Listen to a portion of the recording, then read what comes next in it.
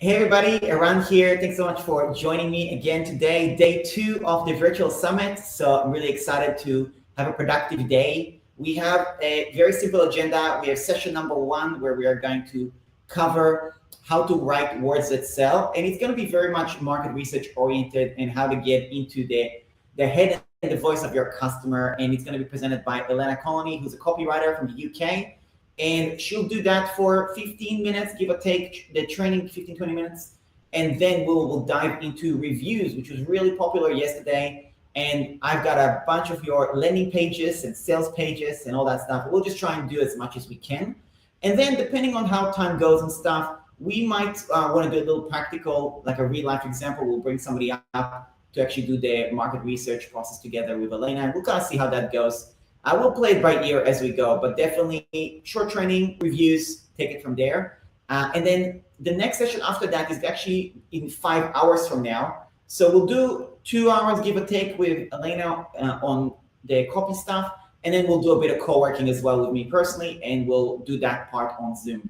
So that's kind of the agenda. Then we'll do a session with the CEO of Clipscribe, who's Craig Lillard. And then I've got a little special surprise for you at the end as well. We'll also do the giveaway winner for the $100. We'll do that, the names, the real names, which we did each session for the speakers. And then when we're done with that, we'll have Beth as a surprise encore guest where she'll do more reviews on lead magnets as well, because we still have more to go through. So I figured let's bring her back on. And also I have a little, for those in the membership and those that are thinking to join the membership, I think you will definitely want to listen to the beginning of that call as well between me and Beth. So we might have a little collab happening, so you just have to join in and tune in to see that. I'd love for you to leave a comment. Let me know where you're from and stuff like that. I see there is Marcia from North Carolina, live in Germany, currently 2 months in Spain. Wonderful. Good morning, Lisa. Thanks for tuning in. Good morning, Amy. That's right. We have the magic show coming up as well. Cheryl, awesome, from Canada. Hey, Peter, awesome. Fantastic. So I'm going to go ahead and Elena. So let me just share my screen at the same time so you can actually see. I'll do a little intro. Give me 1 second here.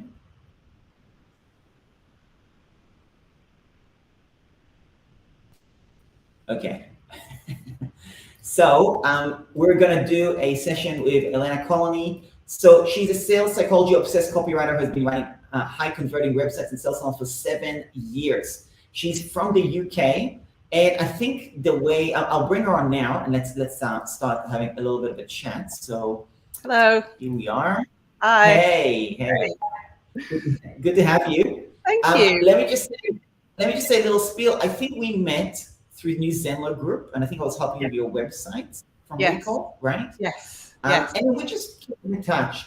I want to tell you, probably in addition to the fact that Elena is obviously an expert copywriter as to why she's here, there's a very specific reason why she's here versus someone else. She has been so consistent with following up with me for months.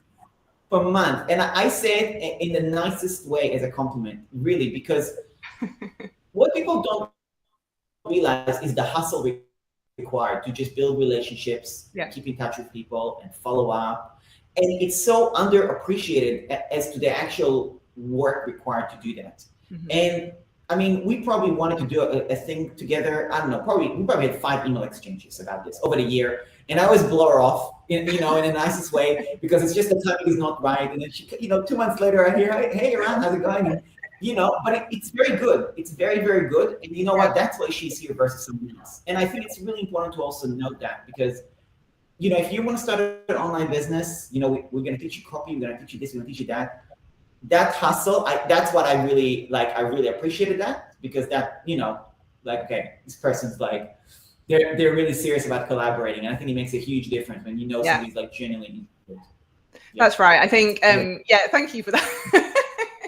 But yeah, you're right. I think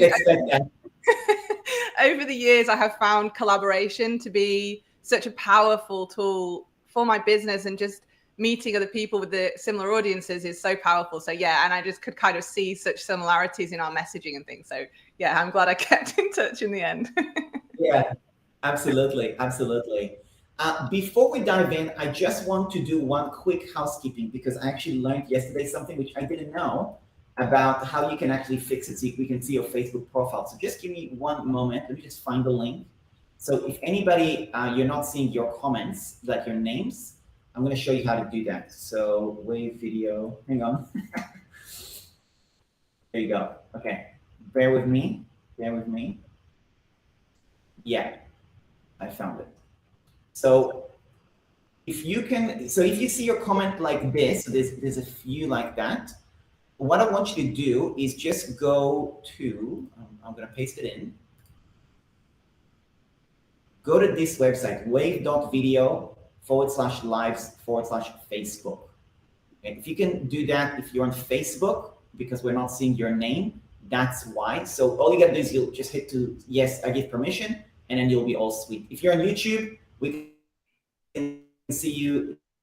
It's not a problem. So let you hello people. Hey, Caitlin, great to see you. Awesome. Caitlin's in my membership. Susan, great to see you as well from Florida. Wonderful. Human. Abdullah from Bangladesh. Wow, very cool. Cindy from Virginia. Awesome.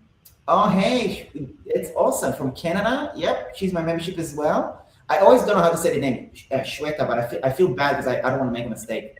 But great to see you, and thanks for tuning in. Jeff, awesome. Lisa, I don't know. Maybe it is you. Maybe it's something else. If anybody wants to leave me a comment, let me know how the audio is. I'd love to know just to make sure. And then we'll dive right in. Anyone from the UK? Yeah, we've got a lot of Australians. Give us a wave if anyone's in England or the UK. I know, right? Exactly. A lot of Canada, US, Bangladesh. Amazing. Sunday morning. Wow. You guys are committed. I know. Elena, we'd love to tell us what's behind you.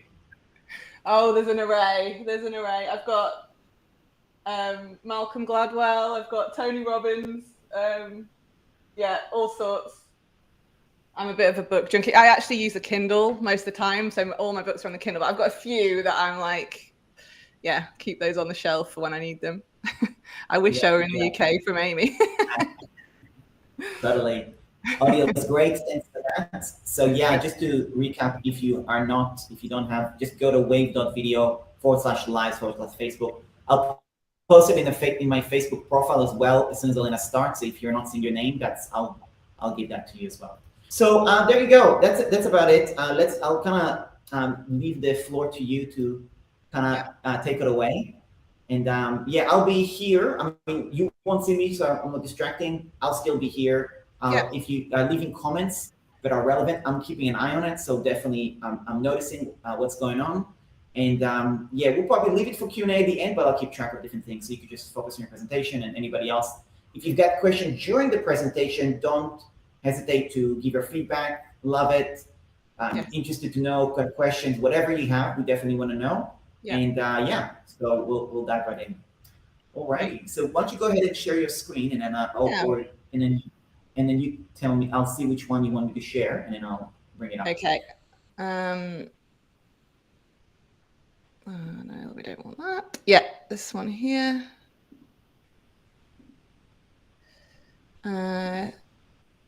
Okay, can you then switch over? Is that how it works? Can you see that, Erin? Not yet. Okay. Let me try again. So share.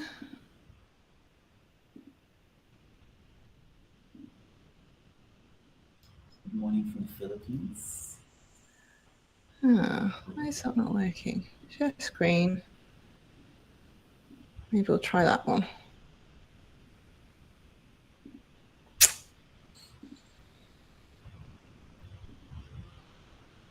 Not giving you yet? It's all right. I'll try it a different way. I think I can do it if I just share the Canva. Can you? Does that work? Yep. Yeah. There you go. There we go. There we go. Perfect. Perfect. So okay. I'll step away, and then and then you can take it away. Okay, cool. Thank you. Okay, hopefully everyone can see and hear me. It's very strange because usually I'm used to presenting and I can kind of see people and see comments, but that that is not happening now. So I'm going to leave it up to Aaron and I'm hoping he's kind of keeping track of everything for me. So welcome to the secret behind writing words that sell. So today we are going to learn the tricks of the trade used by the world's best copywriters. If you take one thing out of today's presentation, what I want you to kind of understand is that sales copywriting is not some sort of dark art or an innate talent that you either have or you don't have. You kind of, I think from school, we're led to believe we can either write or we can't write, and we kind of carry those beliefs with us. And my thing, what I'm really, really passionate about is just teaching business owners, sales, copy, and just teaching you that there is so much science behind it. It is actually 98% science, I would say. And you can learn the science and you can learn the basics and you can feel confident about writing, and that the words that you're writing are strategic and that they're going to actually do the action or the job you want them to do.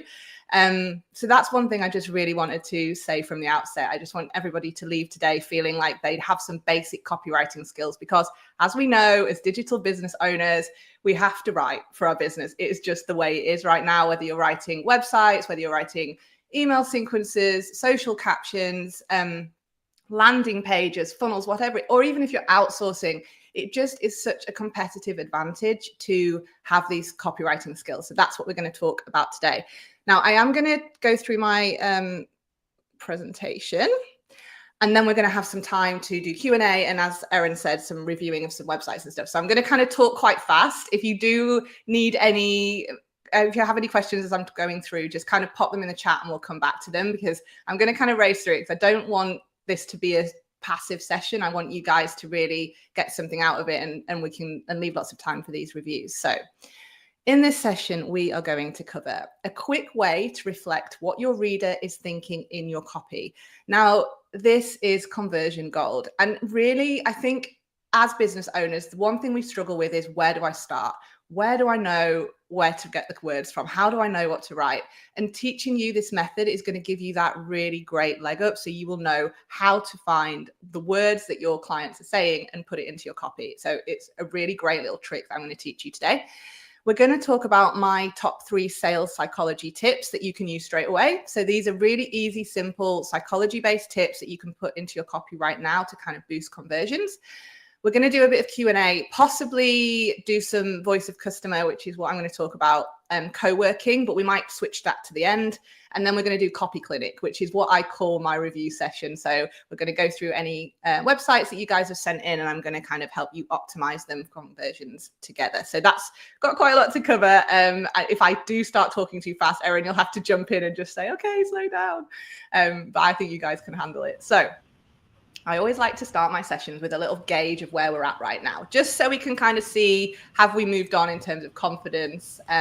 So on a scale of 1 to 10, I want you to think in your head, or maybe write down, even pop it in the comments if you want, and we can have a look after.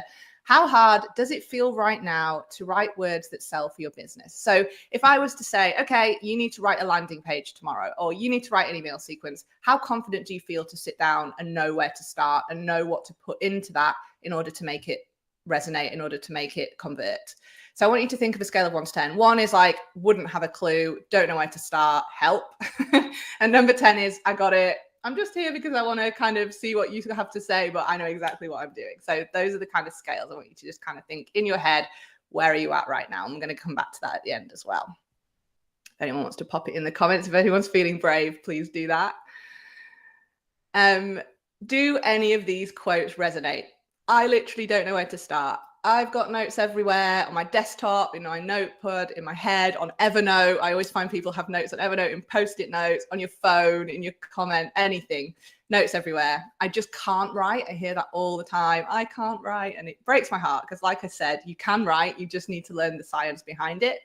I'm too overwhelmed. There's so much to think about. I don't know how to explain things in a way my ideal clients will understand. So those are the kind of comments that I hear all the time. So if any of those resonate with you, hopefully by the end of today, you're going to feel a lot more confident and those kind of thoughts won't be creeping in so much anymore. But I just wanted to kind of start by saying, if any of those resonate with you, you are not alone. I hear these quotes probably 100 times a year from my clients and things. So that's kind of where a lot of business owners feel they're at right now. Just quickly with me, like I said, my big passion is teaching the science behind copywriting. So my background is in psychology. I studied psychology and public relations at university, and everyone was kind of like, not sure you're going to find a job that combines those two things. So I left university. I went into the creative industry, so worked in marketing and advertising and writing for PR. And then one day I came across sales copy and I was like, hang on. Why is no one talking about how important psychology is to writing words that sell? This is just not being talked about. So I did in the end manage to combine the two things that I learned about at university. And I'm so passionate about teaching those basic sales psychology skills because it really does make so much difference to your writing, and it just makes it quicker and easier, and you know what your writing is going to resonate. So you can learn the science. We're going to talk about that today. I teach all this stuff in my website Words Workshop. So I teach business owners how to write their websites, and I also do one-on-one with clients as well. So that's a little bit background about me and why I'm so obsessed with psychology. So let's dive in. So the mistake that most people make when they start to write for their business is they just sit down and they hope that inspiration will magically appear. So it's kind of like, okay, I've blocked out 2 hours of my calendar this afternoon. I am going to write my email sequence. Okay, you sit down, you grab your coffee, you open your laptop, you're ready to go. And you're kind of like, okay, where do I start? That is such a that's a problem because copywriters don't do that. So the world's best copywriters do not sit down and think they can just start writing. The reason you probably think you can is because there's a big myth in the marketing industry. So the myth is, if you know your ideal client really well, so if you know what they have for breakfast every day, if you know whether they prefer TikTok or Instagram, then you can write for them. And if you filled out your target audience profile, your avatar, your buyer persona, whatever you're calling them, if you filled this out, if you know them inside out, what they do day to day, then you can write for them. Actually, there's a little bit in between. It is so important, of course, to know your ideal client or customer. It is so important. But just because you know them does not mean you can then sit down and write for them. And so today we're going to talk about what comes in between that part. And that's how it's going to make it really quick and easy for you to start writing for your business. So what do the world's best copywriters do before they start writing that makes the whole thing quicker, easier, and nails the message? So copywriting's best kept secret is voice of customer research. Now, as soon as I say the word research, in fact, we were going to call this session, I can't remember, Erin, you'll probably remember, but it was something wrong with how to do voice of customer research. And I was like, we cannot call it that because no one will show up. Because the minute you say the word research, eyes glaze over. But I promise you, it is fun. It is effective. Once you know how to do it, and once you have this kind of skill under your belt, you will be like, wow, I love research. Research is fun, I promise. So the world's best copywriters in the world do not write themselves. They let their ideal clients or customers do the writing for them. And that's what we're going to talk about today. So once you learn how to do this, you can literally write anything. So it applies to everything you write, particularly sales copy. It works really well for copy that is going to lead to a conversion. So your sales funnels, your sales pages and that kind of thing. But it also works for websites, it works for blogs and social content, it works for product and service descriptions, it works for email sequences. It means you're never stuck with what to write. It means you're never starting from scratch. It means that you are never staring at a blank screen. So if I was to start writing a website, for example, say I had a 5 or 6 page website to write, I would probably do 4 or 5 hours of voice of customer research first. If I'm writing a blog post or if I'm scheduling my socials, I might do, say, half an hour, or I might do 10 minutes, just depending on what the length of the content is and how in depth you need to go. Depends on how long you would do this research for. But it means that you are never starting from scratch. And if you do all this research, it means you've got this amazing bank of information to go back to. So every time you're thinking about new blog topics, every time you're thinking about what to post on social, you can go back to this voice of customer research and you've got inspiration for days.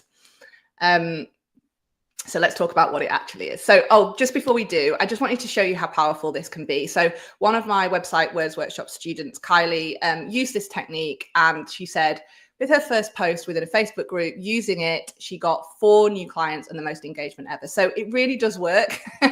As I said, the world's best copywriters do it. I do it every time I write. I have passed this technique on to other people and see the results it gets. So it really does kind of elevate your copy and help you write words that sell. So what is voice of customer research? It allows you to get into the hearts and minds of your ideal customer and reflect their thoughts in your words. So what we're going to do is we're looking for interesting and recurring problems, objections, desires that your ideal clients are talking about all over the internet. So we are doing research in different areas of the internet, and we are picking out their messages that they are saying. Where do they talk about their problems? Where do they talk about objections they might have to using your service? Where do they talk about what they want to get from it? And we collect it all in a voice of customer spreadsheet. So it's nothing fancy, and I can share the link in the comments. Maybe after this, if I kind of jump out, I can share the link in the comments. So it's nothing fancy. It is literally a spreadsheet. We have columns for problem, a column for wants, needs, and desires. We have a column for ultimate outcomes and transformations. We have a column for objections and where they might self-identify. So where they might say, that's me. And a column for interesting words and phrases. And I'm just going to talk you really quickly through how to do it. Hopefully we will get a chance to do it all together. Well, I'll kind of get a gauge when I've finished, and we'll either do it all together, or you can have a go at doing, or I'll do one for one of you just to show you. Or you can kind of go away and do this in your own time, and I can share the spreadsheet. So when I call it voice of customer, and there's so many different ways to do this, like you can use so many different resources all over the internet. But what I have done is created a methodology, which I call my clever trick method. So this is a way to kind of pass on how to do it to you without it just seeming way too confusing and overwhelming. So clever trick stands for, the trick stands for testimonials, it stands for reviews, it stands for interviews, and it stands for captions. So those are 4 ways that we do voice of customer research. We look at your testimonials, and we look at competitor testimonials. We look at reviews, and that includes product review sites. It includes Amazon reviews, podcast reviews, all the places your ideal clients might be talking about the problem you solve. We do client interviews, and we use Facebook captions and LinkedIn captions and things like that. Now, today, for the sake of speed and quick wins, I know you guys want to come away with some really actionable tips. We're just going to focus on my favorite, which is reviews. So I am going to talk you through reviews, concentrating on Amazon book and product reviews. So I do work predominantly with service businesses. So I work probably 80% of the time with coaches and consultants and those one-on-one service providers. But I do also sometimes do product businesses and work with product business owners. So this can apply to both, and which is why I've kind of chosen it today. So I am going to talk you through how to do it if you're a service business, because it's slightly more complicated. Whereas if you have a product business, you can literally just type in your product to Amazon. So there's a slightly different method depending on your type of business. But this really is a wealth of information. The Amazon reviews go on for days. As you've probably known, if you've ever tried to buy a product on Amazon or a book and you want to look at the reviews, people just share, people overshare. So it is such a wealth of information for when we're doing voice of customer research. So how do we do it?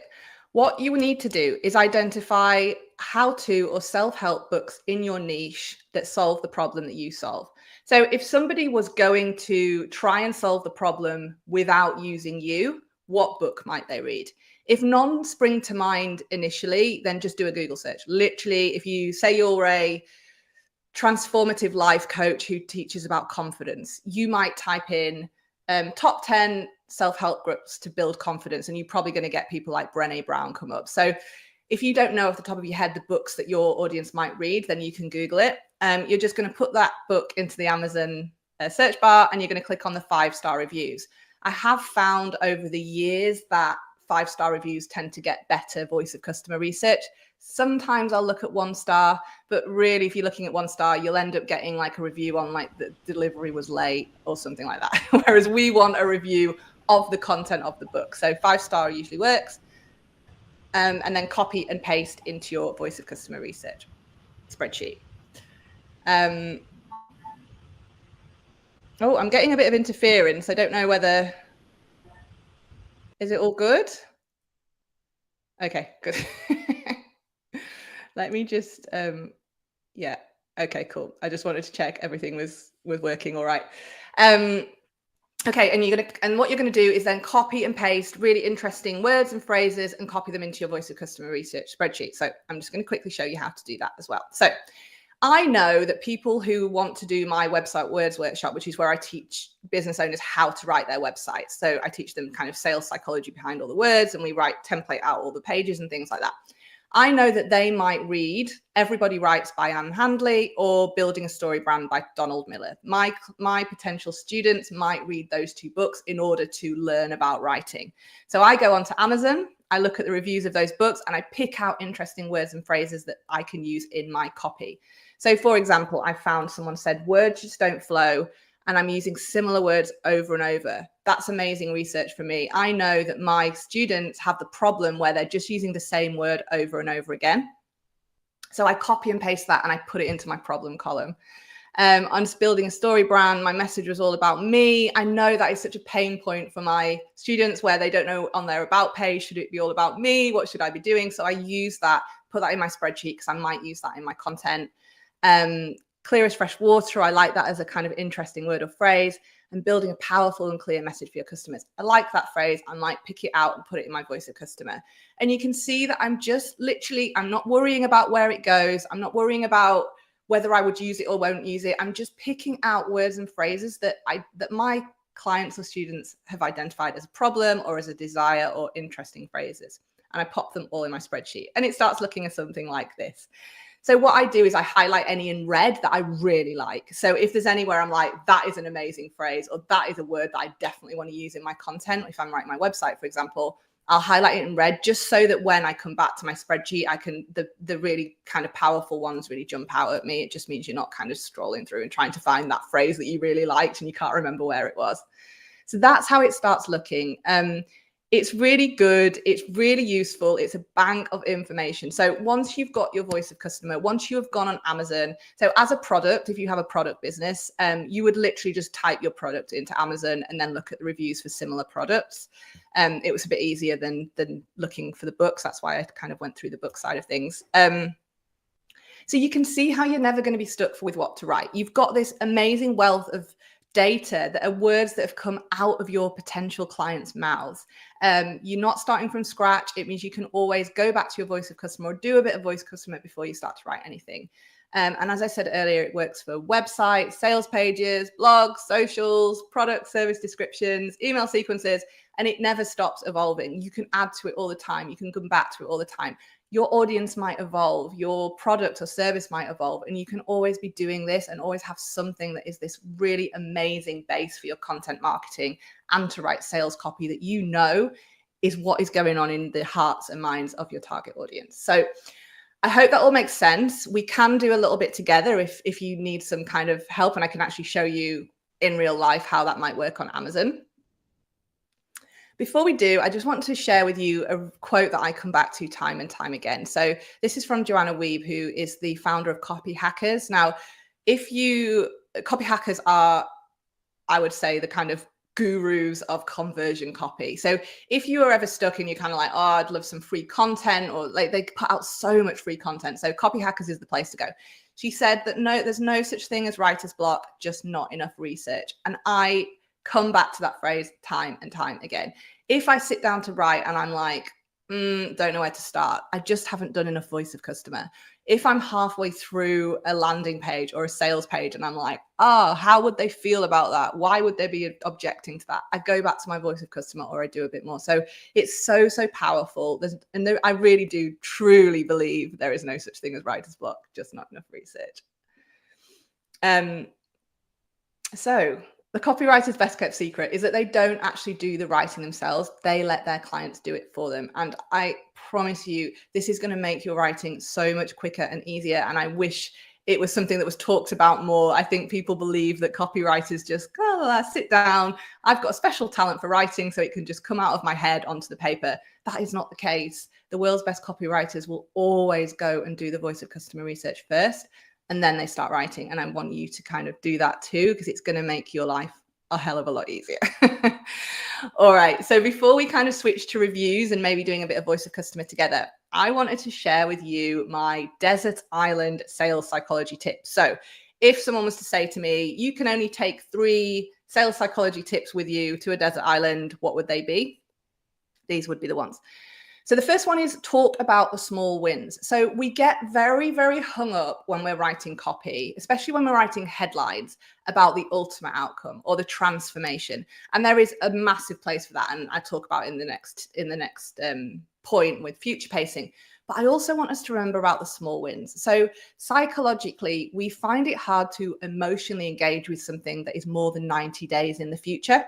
So if you're talking about a transformation that is maybe in 6 months' time or a year's time, yes, amazing. You want to show that person where they can get to. But in order to really emotionally engage with them, you also need to talk about what are the smaller wins they're going to get by clicking that button. Is it ticking something off the to-do list? Is it telling their partner over dinner that they finally made some progress on that problem they've wanted to solve? Is it just a feeling of like satisfaction as they go to sleep tonight that they're not going to have to wake up worrying about it? Those are the small wins that are immediate. So when you're writing your copy, when you're writing your websites, when you're writing your sales pages, your email sequences, I want you to think, yes, about the big things, but I also want you to think about the small wins as well. Future pacing is a really powerful psychology technique. If you go to a psychologist or anyone who has been to a psychologist, you'll probably have been talked through some future pacing methods. So the idea is that you are visualizing yourself in the future, in the future state where your problem is solved. You're painting a picture. It's so important to help people visualize. So this really is bigger transformation stuff. So you want to use language like imagine or what if, and visualization is so, so powerful. And I like to use future pacing right at the end in my last call to actions. And I like to use it at the headline. So I like to kind of top and tail, say, a sales page with this future pacing so that people can I open that story loop in the headline and I say, imagine a life where, or imagine if, and I get them to paint that picture of themselves in the future state. They read all the copy, and then right at the end, when we're kind of wrapping up and closing that story loop, we bring it back to that visualization. So future pacing, really great sales psychology tip. And then using binary choice. So this works really well for websites. As humans, we like to make choices based on binary decisions. So yes, this or that, yes or no. I'm going to do this or I'm going to do that. If we get 3 choices or more, we start getting a little bit overwhelmed. We're not sure what to do. Quite often what we do with buttons is we give someone the choice of clicking this button or don't click it. And then 9 times out of 10, the kind of human protective brain comes in and says, don't click the button. So we don't. Whereas if we put 2 buttons next to each other, the binary choice then becomes, do you want to either click this button or this one? And it doesn't mean that you're kind of getting someone to make huge commitments with both buttons. It might just be that this one's book a call, this one's find out more about me in my about page, or this one's download my free checklist. So they can be different commitments by clicking the button, but it's just using binary choice in your buttons is just a really great way of helping people pick a decision that you want them to do rather than clicking off and deciding to do nothing. So I always use binary choice, particularly at the end of home pages. It really works well there.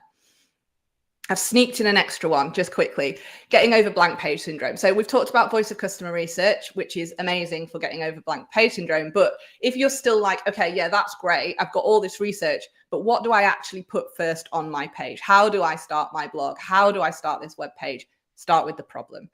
And once you know this technique, you'll see it everywhere. So a well-written website, not all the time, but it works 98% of the time, start with the problem.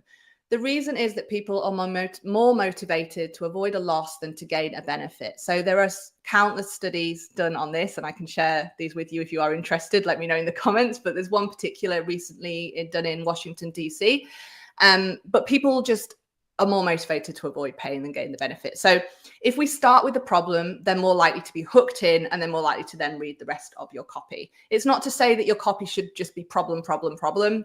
No, definitely not. But you start with the problem, you hook them in with the problem, and then you talk through the solution and benefits and that kind of thing. So we use a formula in copywriting called the PASO formula, and PASO stands for problem, which is where we set out the biggest problem. Then we aggravate the problem, we say the solution, and we talk about the outcome. And this is just a paragraph. It's not loads of copy. It's the paragraph that starts off your page or your blog. So it's a really, really powerful technique. Just if you can remember PASO, problem, aggravate the problem, give your solution, and then talk about the outcome in a paragraph. That's how you start. And then you can launch into the rest of your copy, your benefits, however you want to kind of play it from there. It just gives you a really, really great place to start. It's so simple, but it will literally work for just about anything, anything you're writing and anything you're selling. Cool. All right. So let's go back to our scale of 1 to 10. So thinking back to being able to do some research on Amazon, thinking back to kind of all this voice of customer spreadsheet stuff, thinking about using small wins in your copy. Do you feel like now, if I was to say to you, right, sit down now and write a blog, do you feel like you could write something that would resonate and that might kind of get someone to take the action you want them to take? Do you feel a bit more confident? Hopefully you've moved up the scale a little bit if you kind of remember what you put before, and maybe jot what you think now into the comments. And even what we're going to do next is go through and review websites and things. I hope you'll even leave with moving up the scale even higher. But yeah, I just hope that you've learned that there is formulas to it, there's science to it, there's psychology behind it, there's persuasion principles. It's not just about whether you can write or can't write. So that's kind of the biggest takeaway. So let's go into any questions and then we'll go to reviews. So I will stop sharing and then hopefully we'll jump back in. Yeah, hey. Awesome. Hopefully that wasn't too fast. No, it's fantastic. I think we had a lot of good feedback. And let me give you my own thoughts. I am too lazy to do what you showed to do, right? Okay. So yes. I think there is a reality that, you gotta be willing to do the work as well. Yes. And I was curious. I have my own question. I'm sorry, I'm gonna be selfish. I have my own question, right? Have you had a VA? Yeah. Like I was thinking, this is a good presentation. Love the research. I'm too lazy. End of story. That's just the way it is, right? However, could I have a VA go through that and go and do that? Like I could tell them, okay, go look through. Like for me, it'll be okay. Go find affiliate marketing books, maybe, or maybe copywriting books, or maybe whatever. Landing pages for dummies, and go and do that type of form. Yeah. Have you tried that process with VAs? I'm just super curious. It would depend. I think the VA would have to have some marketing savvy, or at least have worked with you in a capacity where they've helped you do their marketing. They know your customer, right? They need to know your product really well, and they need to know who you're talking to really well. But yes, I feel like that is a skill that could definitely be learned. What I would say to you, Erin, is if you're too lazy to do the research, the problem is then on the other side is you are spending a lot longer writing a blog or writing so if you did the research first, potentially it actually is a lazy way out, because you're not then spending so long on the writing side. Yeah. That's what I would say back to you. But you're really comfortable writing. So I think that for you, probably you don't have that kind of problem where you're kind of like, I sit down and it takes me 5 hours to write an email. So for someone that does feel like that, I think this is almost the lazier way out, is to do that voice of customer first. Okay. Yeah, I think as long as your VA has a really good understanding of who you're talking to and what your product is, 100%. Yeah, you could pass that on. Yeah. Yeah. Okay. Good. Now that I've got my question out of the way, let's go through some questions. So first of all, Lisa said this spreadsheet is brilliant. I thought so too. I loved it as well. I'll actually pop a link in the chat now, so you guys have it. Pop a link in the chat. Yeah. I mean, it's fairly easy to recreate. Totally. Peter said, amazing. Feel like a copywriter already. Oh, good. Sparkle. Joy said, I love this idea. I'll definitely use it moving forward. Hillary said, this is amazing. Mind blown. Great presentation. Incredible in-depth. Excellent. We will take care of some questions now. I think we've got some really good questions. Okay. I'm not actually sure how do I pop something in the chat? What's moving? I can pop it. Can you see the chat? Can you see the comments? I can see the chat. Yeah, I can see the chat. I just don't think I can put anything in it. I was going to put a link in it. I can. Just send it to me on Messenger, and I'll put it. Okay. It up. Let me see this. Can you see the comments that I'm posting on the video? Somebody asked, please share your insights on a service-based business too. Yeah, that was for service business. So yeah, so that's why, so with using Amazon, that's why I said with Amazon, you can either, if you're a product business, yeah, just type your product into the search bar. If you're a service business, you need to do it a slightly different way. So you need to use Amazon book reviews. So you need to think of the books for your niche, the books that people might read to help solve the problem you solve too, and then look at the reviews for that book. Is that what you meant? If that's not clear, then yeah, let us know again in the comments. But that, yeah, I work predominantly with service businesses, so everything I kind of teach has that service business kind of angle to it. But yeah, let us know if that doesn't make sense. Yeah. Next one. Can you show how this works on products? I made handmade jewelry that unites symbolism and healing semi-precious gemstones and precious metals to support wellness and spiritual journeys over $100. Yeah. Okay. So if you have a really niche product, it does still work, but I think I would just kind of generalize out a little bit more. I would try Amazon. If that's not really the right vibe in terms of audience for you, you might be better using testimonials, or product reviews from similar businesses. So you would go on similar business websites, literally Googling them, and then look at the reviews and testimonials and things from there, and do exactly the same as we've just done on Amazon. So highlighting interesting words and phrases, highlighting why they came to buy that piece, what they use it for. So you're looking more at kind of product reviews, and I would then, yeah, go down the review and testimonial on similar products rather than using Amazon. But you can use Amazon. I mean, you just type in handmade jewelry and see what comes up and look at reviews for the top rated ones, or Etsy, or however you want to, like, it's the same process, and you just have to play around with it. You know, it does work. The reason I teach this one particularly is because it does work for 99.999% of businesses. You can use Amazon, but some you will just have to have a little play around, I would say. But yeah, awesome. For you, yeah, I would say kind of maybe just try looking on competitor websites that reviews that way rather than going on Amazon if you find that Amazon is just not the right audience. Yeah. Okay, cool. Just Caitlin, I think I fixed something on the audio. Let me know if there's still an issue. Okay, so let's get some other questions here. And this is a really good point. I don't know who that is, but they said a lot of times Amazon reviews don't say the problem, but the solution, the price. Love to know your thoughts on that. Yeah, look, not every review is going to be perfect, but you will probably find 1 in 4 or 5 the person overshares, which is great. We love oversharers. So yeah, look, not everybody will talk about the problem. Some people literally review the book. They will tell you what each chapter of the book is about, and they take it really literally. Other people don't, and that's why it is just kind of a case of research. You know, not every single review is going to be perfect. If you're finding that Amazon, like I said, is not working for you, and that's why there's 4 different sections to my clever trick method. So I also look at testimonials, we do client interviews, we use Facebook captions. You might find that one of the other parts of the voice of customer works better.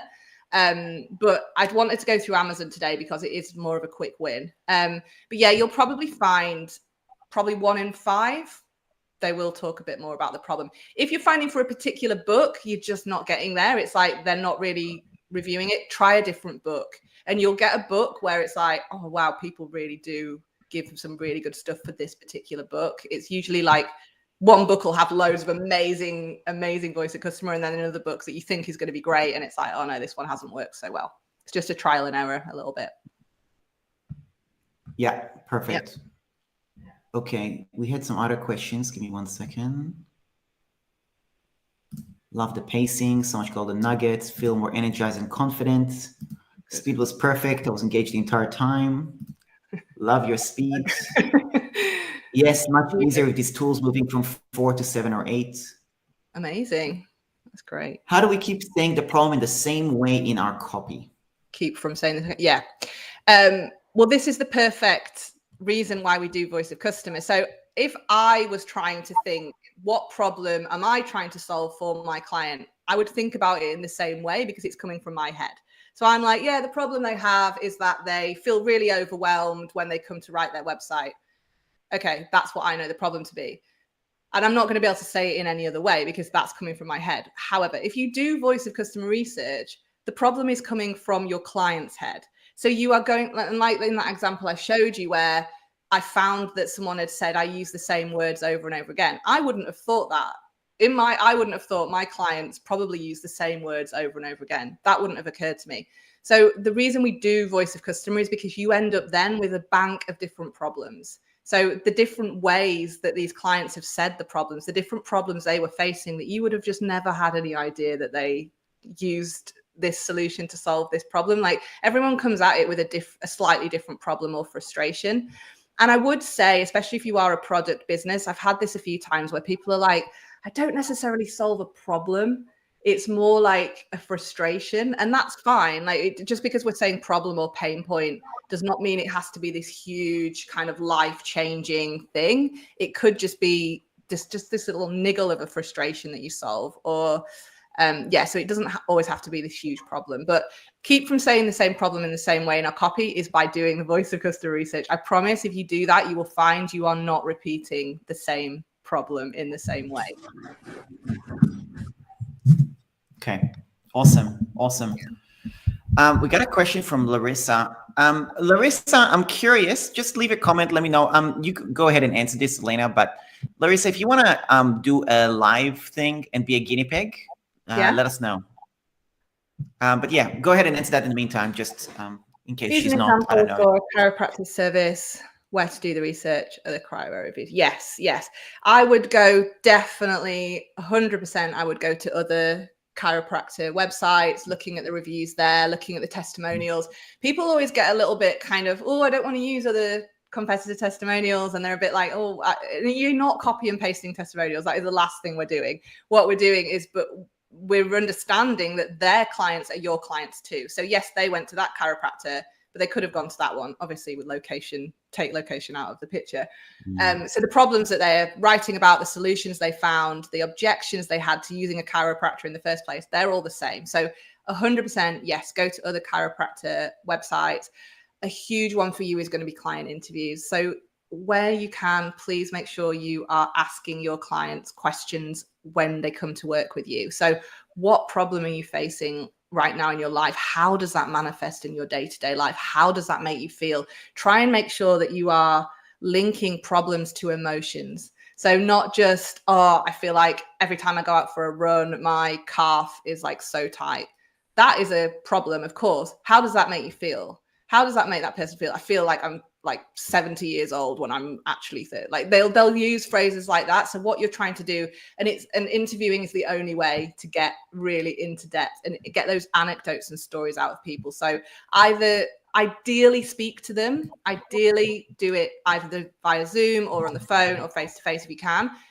As a last resort, send them a questionnaire when they kind of book a call or book an appointment, and get the interviews in that way. So yes, I would 100% use reviews and interviews for you. That you may find there are some books on like DIY chiropractic to help people solve the problem they might have, pains in their joints or muscles. If you do niche into a specific area, you might find there are books on that where people might be reading up. Have a look, have a Google, and if there are, then you can use Amazon as well. Love it. Awesome. Larissa, if you can just check your messenger. Okay, another question. Do you have suggestions on CTAs and how to know which one to use with each piece of content? Yeah, call to action. So how to use which one to use on which piece of content. Yeah, so that's a big that's a big question. Call to actions. Say we're talking about, or we've covered it a little bit if we're talking about the buttons particularly, always write them in first person. So write from the perspective of the person reading. So you're trying to answer the question, I want you to, or I want to. So let me give you an example. If you have a freebie where you help people, I don't know, like lose weight in time for summer, and it's like a checklist or something, your call to action is not download my freebie, because that is not what someone wants to do. No one wants to download your freebie. They want the outcome that you are promising them. So your call to action, the button copy should be, I don't know, get rid of my belly fat. It should be that kind of, that links back to Beth's session, because I know she talks about belly fat in that one. So I think like the call to action button needs to be in first person for a start, the copy on the button, and it needs to answer the question, I want to, in your reader's mind. We can put click triggers near buttons. So testimonials work really well near buttons. Stats work really well near buttons. They're what we call click triggers. So they help people go from, should I click the button, to, oh yeah, I'm ready to click. So seeing a testimonial near a call to action is really, really great. Yeah, putting a stat near a call to action, telling people what is going to happen after they click is a huge one. People get really, really nervous about clicking buttons, especially as service businesses, especially when they're like, am I going to get locked into some sort of 6-month contract, or am I going to end up on a sales call for 2 hours? Tell people what's going to happen after they click, after they kind of take the action you want them to take is really, really important. How to know which one to use on each piece of content. Do you mean from a wording perspective?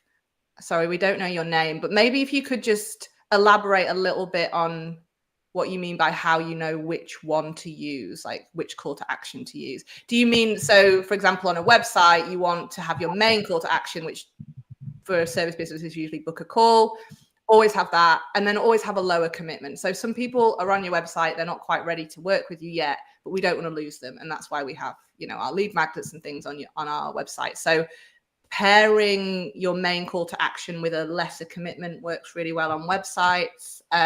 Obviously, sales pages, you just want one call to action. You do not want to, the rule of one applies to sales pages, opt-in pages. So you are talking to one reader with one message, with one call to action. So do not confuse there. So if you want to elaborate a little bit more on that, if I haven't answered that, then yeah, just pop again in the chat. What meaning when right? Okay, a post on Facebook. Look, again, it will it depends on the content of the post. I think on Facebook, I would tend to say test it. Like, yeah, with Facebook, I mean that really small commitments. Put a comment below. DM me. I think trying to make people switch from reading a post to booking a call, or reading a post to even joining my mailing list can be a huge step for people. There's a lot of friction involved. They have to go and find the link, or well, Facebook, you can share the link, but just kind of getting that slower commitment interaction, I would say, on socials is the way to go. You're kind of trying to move people down your funnel rather than like straight from there to kind of a bigger commitment. Yeah. Call to actions on socials, websites. Yeah, that's right. So a colder audience, lower commitment. The warmer your audience, the higher commitment call to action you could use. Yeah. Kind of It'll be interesting to make a chart on something like that where you can kind of see a spectrum, you know, cold audience, here is the various it will be a really good slide, actually. Hey. Yeah, I do something similar where I talk about the 5 stages of awareness. I don't know if you know about the kind of it's from the Breakthrough Advertising book. So he talks about someone being completely unaware. They have no idea they even have a problem. And then we go down the scale, 5 stages of awareness, to the point where they're like most aware, ready to buy. And I do a thing where I kind of assign the content and the call to action based on what level of awareness they're in. I can probably dig out that slide and share that with you, Erin, if you want to like share it around. Could you go through this point as well, the 5 columns on your spreadsheet again? Yes, of course. Let me just pop it back up. You can share your screen because I haven't. Yeah, I did. I did. I was going to share the link with you. Let me just. I've got it here. It might be. Can I send it via email, Erin, or is that not? Yeah. Is that email? Okay. Email that would be easier. So let me just do that. Now, I've got a couple of. So here's my thought. Leave a comment from me in the chat. But this is what I've got. I've got 2 people who I think will be great if we just. I think it would be great to actually do this practice together, basically. Let me know if you comment if you're interested in that. I've got two people. I've got Larissa, who's going to be a guinea pig, and I've got Shweta, who's going to be a guinea pig as well. And they're both in the health niche. I think Larissa's chiropractor, but she's doing life coaching, I think, and then Shweta is more in the health and stuff like that. So yeah, I think those will be good. They're both service providers. I think it's a good one. Okay. So yeah, well, I think we'll do one of each. If that's do those two, and then we'll do website reviews after that. What do you think? Yeah, that sounds good. Okay, so for the two you've just mentioned, could you just pop in the chat if you have a specific niche or anything that would help me kind of identify, or ideally, do you know any books within your niche that people might read? That would help to start with. If not, we can do a bit of a Google search, but it will help if you do have any idea of any books that someone might read to start with. Okay. While we're waiting, I'll bring her on, and then. Oh, you got the slide up? Yeah. Do you want me to just share my screen and you can? Yeah, go ahead. It works. You got that? There you go. I see it. Yeah. So it's the first column is problems. Second column is wants, needs, and desires. The third column is ultimate outcomes or transformations. The fourth column is objections, or where they can self-identify. So what you'll find is when people have an objection to working with you, which is 9 times out of 10 money or time. If it's a course or membership, it tends to be money or time. You want to kind of pick out those objections in a way that people are like, oh, that's me. So you'd write it in a way that's like, don't have time for another course, or you don't have time to add something to your to-do list. So objections and where they can self-identify often fall together. And then a column for interesting words and phrases.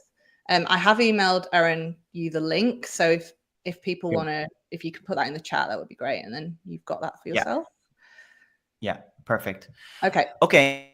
Oh, let me so then the guinea pigs as well. So dear guinea pigs, no problem. I have noticed all of your names, Cindy, Lisa, no problem. I have a Facebook anonymous. So go to wave.video/lives/Facebook and just give me permission so I know who you are. Okay. But yeah, we can do Shweta and Larissa, Cindy, Lisa. We've got 4 great volunteers, so we could just plow through and see. I'm happy to. The other way to do it is if we do one and everyone can kind of do their own at the same time. Like I could show you one because there's so many that want it, and then if you are having problems, I'm here to kind of help you do it. So why don't we do one and then see if you guys can then do it yourselves, and then I'm here if you need me. Love it. Okay, Shweta, hey. Hi, Elena. Good to see you. Good to see you. Good to see you. Okay, so tell me. Go on. Shweta's been in my membership, I think, a year. I'm just gonna make a note. I think she's been in my membership for about a year now, and So let's just see what we can do. We'll do one, and we'll kind of take it from there. I'm gonna hop off the screen so I'm not interrupting, and I'll let you two kind of go through it together. And when you want me to share your screen, Elena, as part of it or whatever, then you let me know, and then I'll share the pin if you want. Yeah. All right. Okay. So just tell me your niche or how you help people specifically. So, Elena, I am an Ayurvedic doctor, which is basically a holistic practitioner. So I help people start living healthily by use of Ayurvedic principles, which is a 5,000-year-old medical healthcare system from India. Yeah. So I am practicing here in the West. The concept of, establishing yourself as an Ayurvedic practitioner in India is different versus here in the West, precisely in Canada.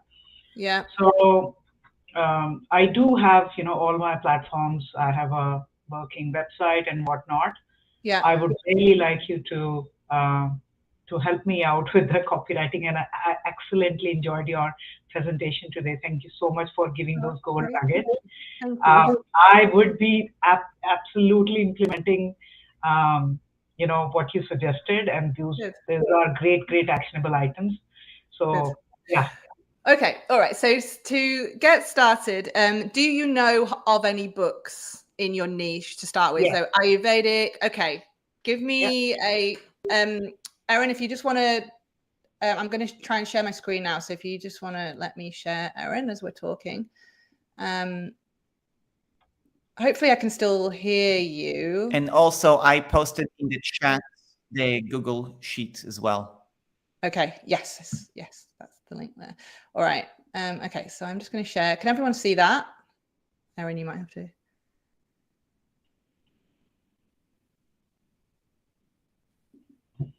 Oh.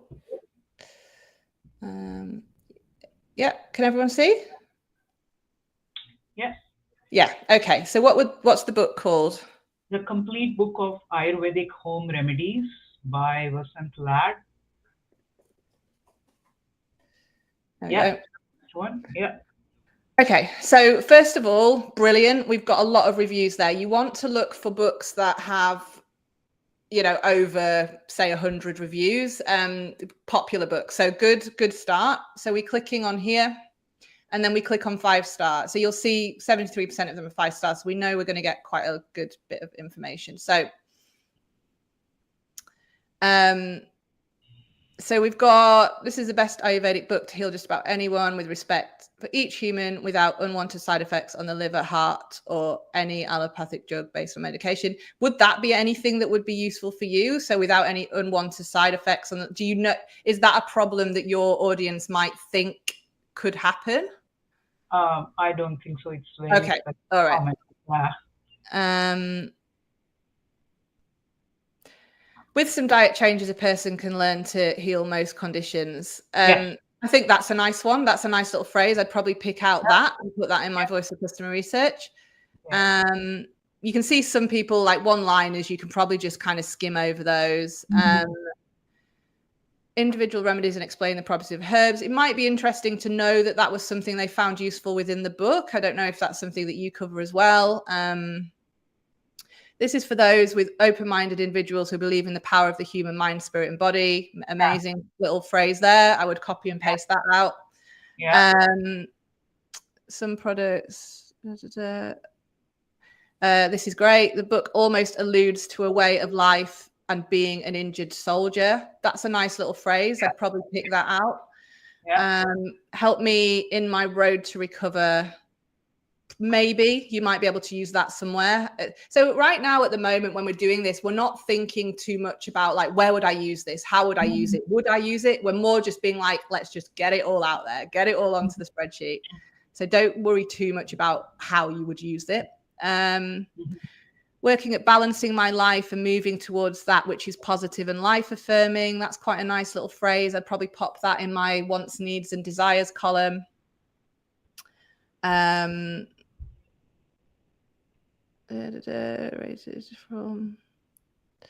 So you can influence your own healing and take back your own power. Nice. That's a really nice little phrase. So I would use that. I would take that out. So does that give you enough of a flavor there where you can kind of see how you could start building up your voice of customer? Yes, using that? Yes, yeah. Perfect. Okay, good. Good. And then once you've kind of exhausted that one, I'd probably spend maybe, if you're getting good stuff, maybe 10 minutes, and then go back to the top and put in another book and do it again. And like I said, when I'm doing if I'm writing a website, I will spend probably an hour on Amazon and then an hour on testimonials, an hour and a half interviewing clients. So I'll probably spend 4 or 5 hours in total for a website. Whereas if I'm writing a blog, I might just hop on here, spend 10 minutes and then go off and write my blog because I've found a really useful bit of information, like topics that I can talk about. Yeah, hopefully that makes sense. That does. It does. Thank you. Elena, Good. thank you so much. All right. So is everyone up for doing a bit now by them? Like, does everyone want to kind of have a go? And I can be here to help you if you are struggling. I think we've got time. Erin, what do you think? Yeah, I mean, we've got time. If you're down for it, I mean, the next session is in 4 hours.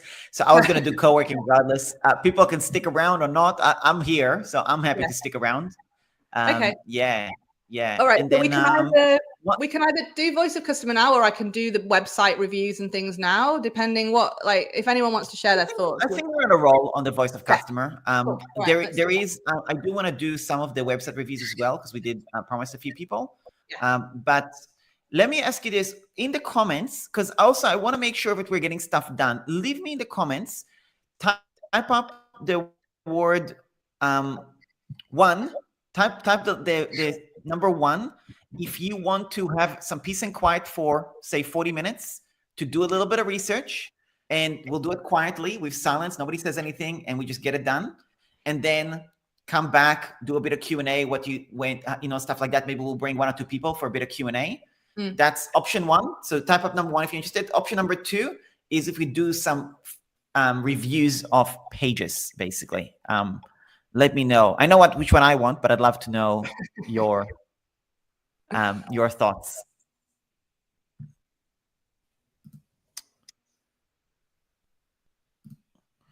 Yeah, so type up 1 if you want to do like 40 minutes work, basically. 40 minutes might be scary. Maybe we do 20. 20? Okay, 20. Amy, you're biased because yours is coming up. Yeah. Your review. We could always do Amy's and then go into it. Amy said number 2 because she's biased. Yeah. Interesting. We're getting a few 2s.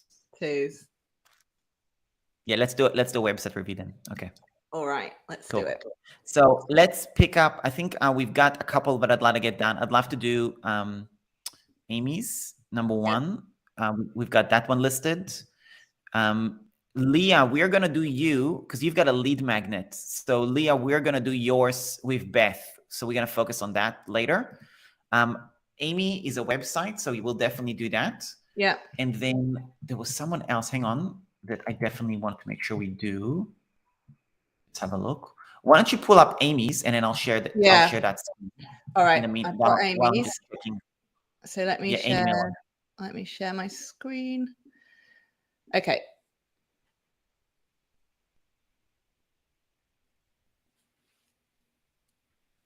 All good. Can you see that? Yeah. Yeah, great. Okay. So the duet project. Are you seeking a deeper connection with your daughter? I really like that as a headline. I am a massive fan of a question headline because I think it instantly invites the reader into the conversation. So instead of telling them something, you're asking them a question. And once they kind of give that answer in their head or maybe a little nod, you've kind of opened that channel of communication and engaged them. So I love that as a headline. I think that's a really nice question answer kind of statement. Cultivate that connection as little as 30 minutes a week. That's nice. Okay. Most people desire a relationship with their children or grandchildren. Discover an effective tool that keeps hands busy and hearts open while using an intentional pathway to strengthen that bond. Okay. Join the... Again, so a bit like what we talked about earlier, we could make this call to action stronger by making it benefit driven. So maybe say that the button copy would be strengthen the bond or something around that. So it's not so much like join, it's more like this is what they get out of it. What I would say is, okay, so you've got a great video. Consider this your invitation, connection and expression delivered to your inbox. Monthly description to the duet project includes. Okay. So we've talked a lot about the what it is and what they get. We haven't really gone too much into the why. I would really love this bit. So I like I said, I like your headline. I imagine, is this you and your daughters? That's lovely. Lovely picture. I like this. I like this kind of this is what it is, snapshot, so that they instantly know what they're getting. Here, I would go into maybe problem pain points a little bit more. So kind of set the scene for people, get them to be like, yeah, she gets me. She gets what's going on in my head or in my house. Like she understands what's going on in my heart. Why might they come and want to use this? Do they feel like their bond isn't as strong as it could be? Has their daughter, like I'm not, again, as well, I'm not sure of the age. So obviously you've got kind of teenage or older daughters here, but then when I kind of look through here, arts and crafts, it says to me maybe it's aimed at a younger audience. So yeah, it might help just to be a little bit clearer about who you actually are talking to here. So delving a little bit into the problem, and then being like the relationship with their children or grandchildren. So I'm kind of getting that it's with the duet project, I'm kind of getting that maybe it's not just for mothers and daughters. I'm just going to tell me a little bit more about it just before I go any further. So could you just tell me, Amy, who you're aiming to? What's the age of the child, and is it that it's not just mothers and daughters, it's kind of a range of different audiences? Let me bring Amy on. Yeah, great. Thank you. So Amy, go to your Facebook Messenger. I'm going to send you a link there. Oh, actually, I don't know if she's in her pajamas or not. So Amy, if you want to come on, let me know. Yeah, okay. Yeah. Okay, we'll bring you on. This is 2022 where pajamas are okay. They're more than okay.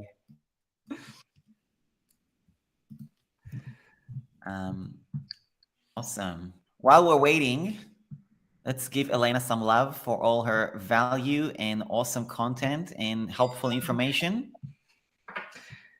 Yeah, I hope you guys can kind of see how it all relates to your stuff as we kind of go through. Like I always say with websites, if you can start with the problem, it really does help elevate that copy and just helps that someone to, what we say in copywriting is you want someone to do a slight nod as they read your headline, and then kind of a that's me as they're reading your intro statement. So that's what we're kind of aiming for. Yeah, totally. All righty. Oh, so hey, Amy. Oh, good morning. She's dressed and she's in my pajamas on, but I'm okay. Well, you've got a lovely background, so that's are you outside? Oh, very nice, very nice. Outside. Okay, all right. So tell me a little bit about your business. Is it what age are you aiming for? So the duet project, you are correct. It's for any two people who want to connect on a deeper level through art and conversation. Okay. I started out initially with the mother-daughter art project, transitioning now to the digital duet project. Okay. I love when I get this question, what age is it for? Because here's my answer. It's for ages 5 to 105. So I've had 5-year-olds in the membership, and also I've done this connection with my mother who's 80, and I know that there are women doing it with their mothers, and I've done it with my sisters, and I've had a 21-year-old and I've had 14-year-old.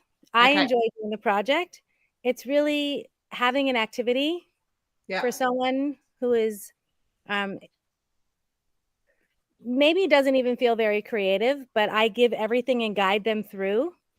I had a conversation with someone yesterday. She said, I love you give us everything, stuff I would never think of. Okay.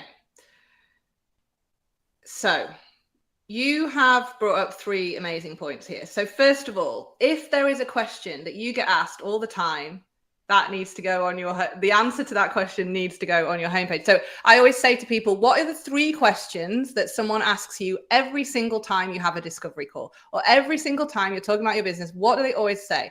If someone always says to you, what age is it for? You need to have that there. So, and that is such amazing kind of copy as well. Like something like this is activities you would never think of doing yourself from 8, and it will work for ages 5 to 105. Amazing sentence. You've just given me that out of your mouth, and it's come from some talking to someone. So that's again like a beautiful example of you doing voice of customer research, which you didn't know you were doing, but that is what you're doing whenever you're talking to anyone, whenever you're getting information about your business or someone who's worked with you or someone who's going to work with you. That is all amazing research. So you've done voice of customer, and then you're going to put that on your website. So I would 100% recommend get that there. Say it's for any age. And you've also covered a really great objection. So you know that people might say, yeah, but I'm not creative. I'm rubbish at art. I'm not a creative person. Can I still do this? That, you know, that might be going on in their head. Get that on your homepage as well. So this will work for you, even if, and then you're like, even if you don't feel creative, even if your daughters or your grandchildren range from ages 3 to 33, even if, so all these things that they might be thinking in their head, get that all there on your page, definitely. Is there a particular challenge in terms of like, do you find you're getting traffic to the page, but then you're not getting conversions? Or do you find that you're kind of like, is there a particular challenge you find with the page at all?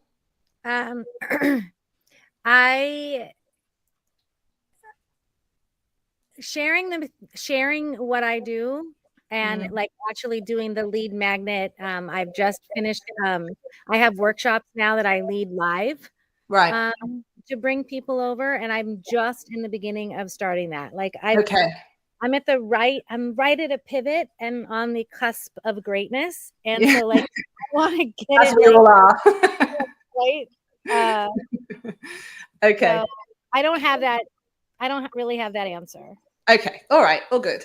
Okay. So let me switch just back to your website now. I don't think I can talk to you at the same time as be on the share. Erin, tell me if that's not the case. But I think once I switch over, I won't be able to hear you. So I might have to keep switching back and forth. All right. I'll just go. Erin, if you could just share what's on my screen now. So yeah, so I love your headline. If you are, I think what you from what you've said, you've kind of transitioned over from, you've changed your offer slightly. I would kind of feel like you might need to change that headline to be more encompassing of like, do you feel, are you seeking a deeper connection with someone that you love? Or are you seeking a deeper connection with, to strengthen a bond in a special relationship, or something maybe that doesn't say daughter, just if you do want to kind of expand to a wider audience. Like I said, get the problem here, change this copy to be benefit driven. Love that you've got a video. That's amazing. Love that you've got what's inside. Get some objections down here. Maybe around here, I'd say this will strengthen your bond, even if neither of you feel like you're creative.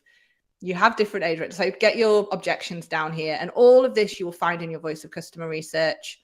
I love that you've got this, so a little sneak peek of what's inside. Exactly what you'll get. I'm just going to flip over to your about page because I love looking at about pages. Great. A nice photo of you. Connection expression through conversation starters and art. Yeah, so talking about you. Okay, so this is your original, I'm assuming, mother-daughter art project. As impact grew in this membership, a movement started to take shape, and the mother-daughter podcast. Amy, I always advise, since you seem to be the face, like you're on video, you're there in a picture, I assume they get contact with you at some point. I would say switch this to first person rather than third. Just it's such an easier way to build a connection rather than referring to yourself as Amy. Kind of say it as from your eyes. If you don't want to say, if you do want to write in third person, I always recommend to have a little note from you on the page. So you might have this, and then at the bottom you might have a little note from you. So, you know, I started this because I I found that people were losing connection because of the digital, blah, blah, blah, blah, blah. Whatever it is, a little note from you if you don't want to write this all in first person. My preference would be to say, do it to first person. Deeper bond and connection called the Duet Project. Okay. Yeah, look, I think, Amy, overall, I think you might want to do some work on your homepage just to switch it over to be talking more about this Duet Project audience rather than the mother-daughter project or whatever that other one was called. Can you hear me? Yes, Elena? I can. Okay. Yes. So although even though the Duet Project is for any two people who want to connect on a deeper level, the advice I've been given is to niche down. And so currently I am messaging mothers and daughters only. Okay. But anyone can do it. Okay. And do you have you chosen that niche because that is your predominant audience? I assume It is who I am. I mean, those are my daughters. I mean, that's why I niched to that. Okay. Yeah, that makes sense. And look, I always say with homepages, if you can speak directly to one audience, do it. Like what we call, and you like 90% of business owners I talk to are like, and I've got more than one audience. Everybody, and of course we all do. Like no one has like one really direct niched audience. Most people will have more than one. But what we do say on homepages is try to be as specific as you can to one audience, and then you can start kind of navigating people off or talking about the wider audience further down. So yeah, that's fine. If you do want to kind of niche into that space, there isn't a problem with that. Like I said, I do really like that headline. I think that works really well. But yeah, I would just go into the problems. Like, what do you find people talk to you about? Like, why have they come to you? You know, why do they feel they want to do this now? Do you have any information like that, Amy? Well, I know that the conversations allow for topics to be discussed in a non-emotional way. So like if it were friendship, for example, it would be, you know, the questions start out easy to ask and easy to answer. And the younger person is tasked with asking the question, which allows the person to become more and more comfortable asking questions and initiating that conversation. So when there's a question that's not on a card, they know that space will be held for them. And so like, if it's friendship, tell me about friends you had when you were younger too. The last one is like, did you ever have to end a friendship and how did you do it? And having that conversation instead of, you know, her coming home and saying, you know, so-and-so at school was XYZ and I'm so mad. No one listens in an emotionally charged, when they're feeling emotionally charged. So we can have like a mature conversation about the topic. Okay. So what I want you to do is I want you to think about how the 9 times out of 10, people are going to choose to do this or choose to work with you because something's triggered it to happen, right? And that's true of most service businesses. Like whether it's a huge, big, life-changing trigger or whether it's just something where you've come to the end of your patience and you're just like, I need to get this sorted out right now. There is a moment usually that triggers the point of conversion. And the way to get to that trigger is like, how does it what we call the moment of highest tension in their day or week. So how does this particularly, what is the point in their day that is like, we need to do something about this? So it could be, Amy, you've touched on a point there where it could be that the daughter's come home from school upset about something that's happened and the mum does not know how to speak to her in a way that isn't an emotionally charged conversation, something like that. So that is the moment in her day. That is the moment in her life where there's a trigger point where she's like, okay, I want to do something about it. And you really have to personify that person and just kind of really imagine yourself in their shoes. Like, what is it? What is that trigger point for them? And that's what you want to put as your problem statement. So really imagining it happening. That's kind of why they're here today. Do you see what I mean? Mm-hmm. Yeah. So I think like just delving a little bit more into that, like why. It's the why, right? You've talked loads about the what it is, but you haven't really kind of got into why. Why should they get this? How, like, why should they care? Which makes it sound really harsh, but that literally is the question. As you're reading a website, as you're deciding whether to make a buying decision or not, you're like, yeah, why should I care? Why, how does this benefit me? And we just have to kind of think of it like that as we're writing our copy. So I would just love to see you delve a little bit more into that moments of highest tension in their life, how it manifests in their life, this like, I don't want to say lack of bonding or this relationship friction. How does that look in their day? And then that's the problem that you can solve. And that's when you go into your solution. Thank you. To me, it just seems more, very assumptive. Like, don't you want more connection? Like I have the whole story in my head, but I guess I'm just not putting it out the why. That's right. Like, so yeah, sorry, go on. No, go, please. I was just going to say, like, yeah, this is amazing, seeking a deeper connection, but let's talk about how not having that deep connection looks in real life. so that then they can say, yeah, that is me. How does she know that happened last night? You know, how does she know that I walked past my daughter's bedroom and the door's closed and I don't know how to knock and start that conversation with her? It's those moments in her life that you really need to pick out, because that's how you're going to really kind of get into the heart and mind of who's reading it. Mm-hmm. Thank you so much. All right. I hope that helps.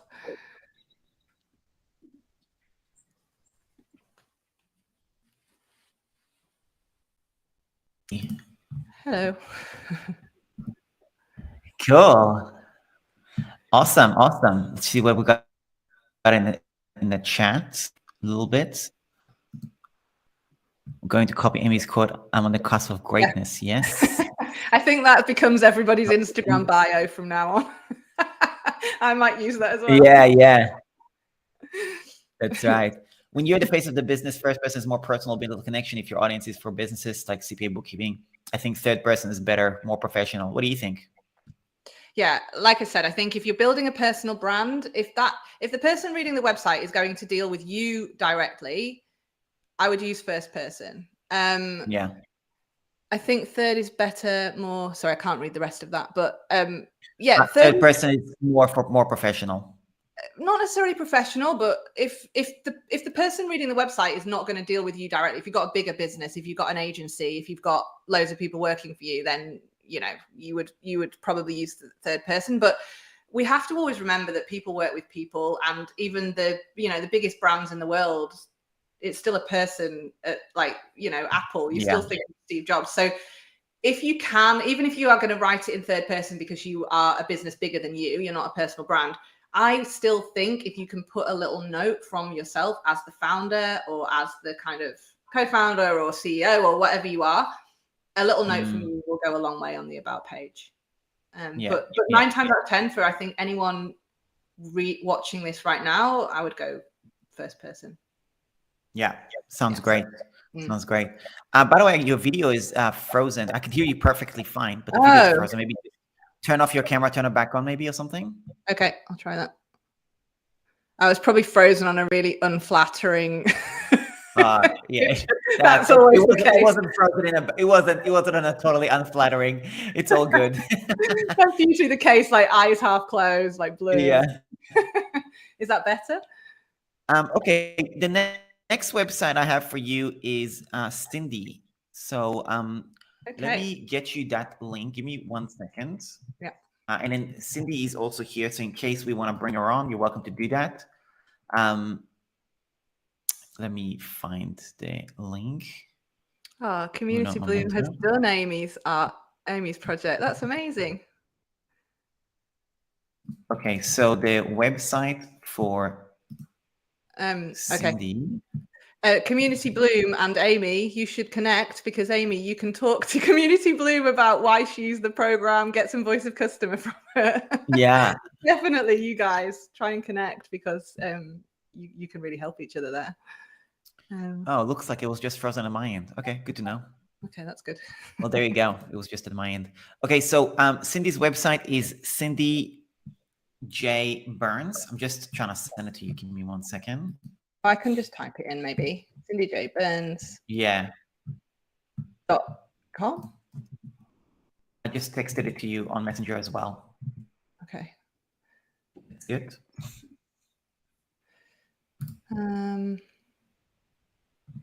In the chat in here, you mean? No, on Messenger. Facebook Messenger. Yeah, okay. Yeah. I don't have my Facebook open. All right, let me just go on. Is it amyjburns.com? Yeah. B-U-R-N. Yeah. Yeah, I'll just type it in. Oh no. Cindy J. Oh no, that's not worked. Okay, Facebook.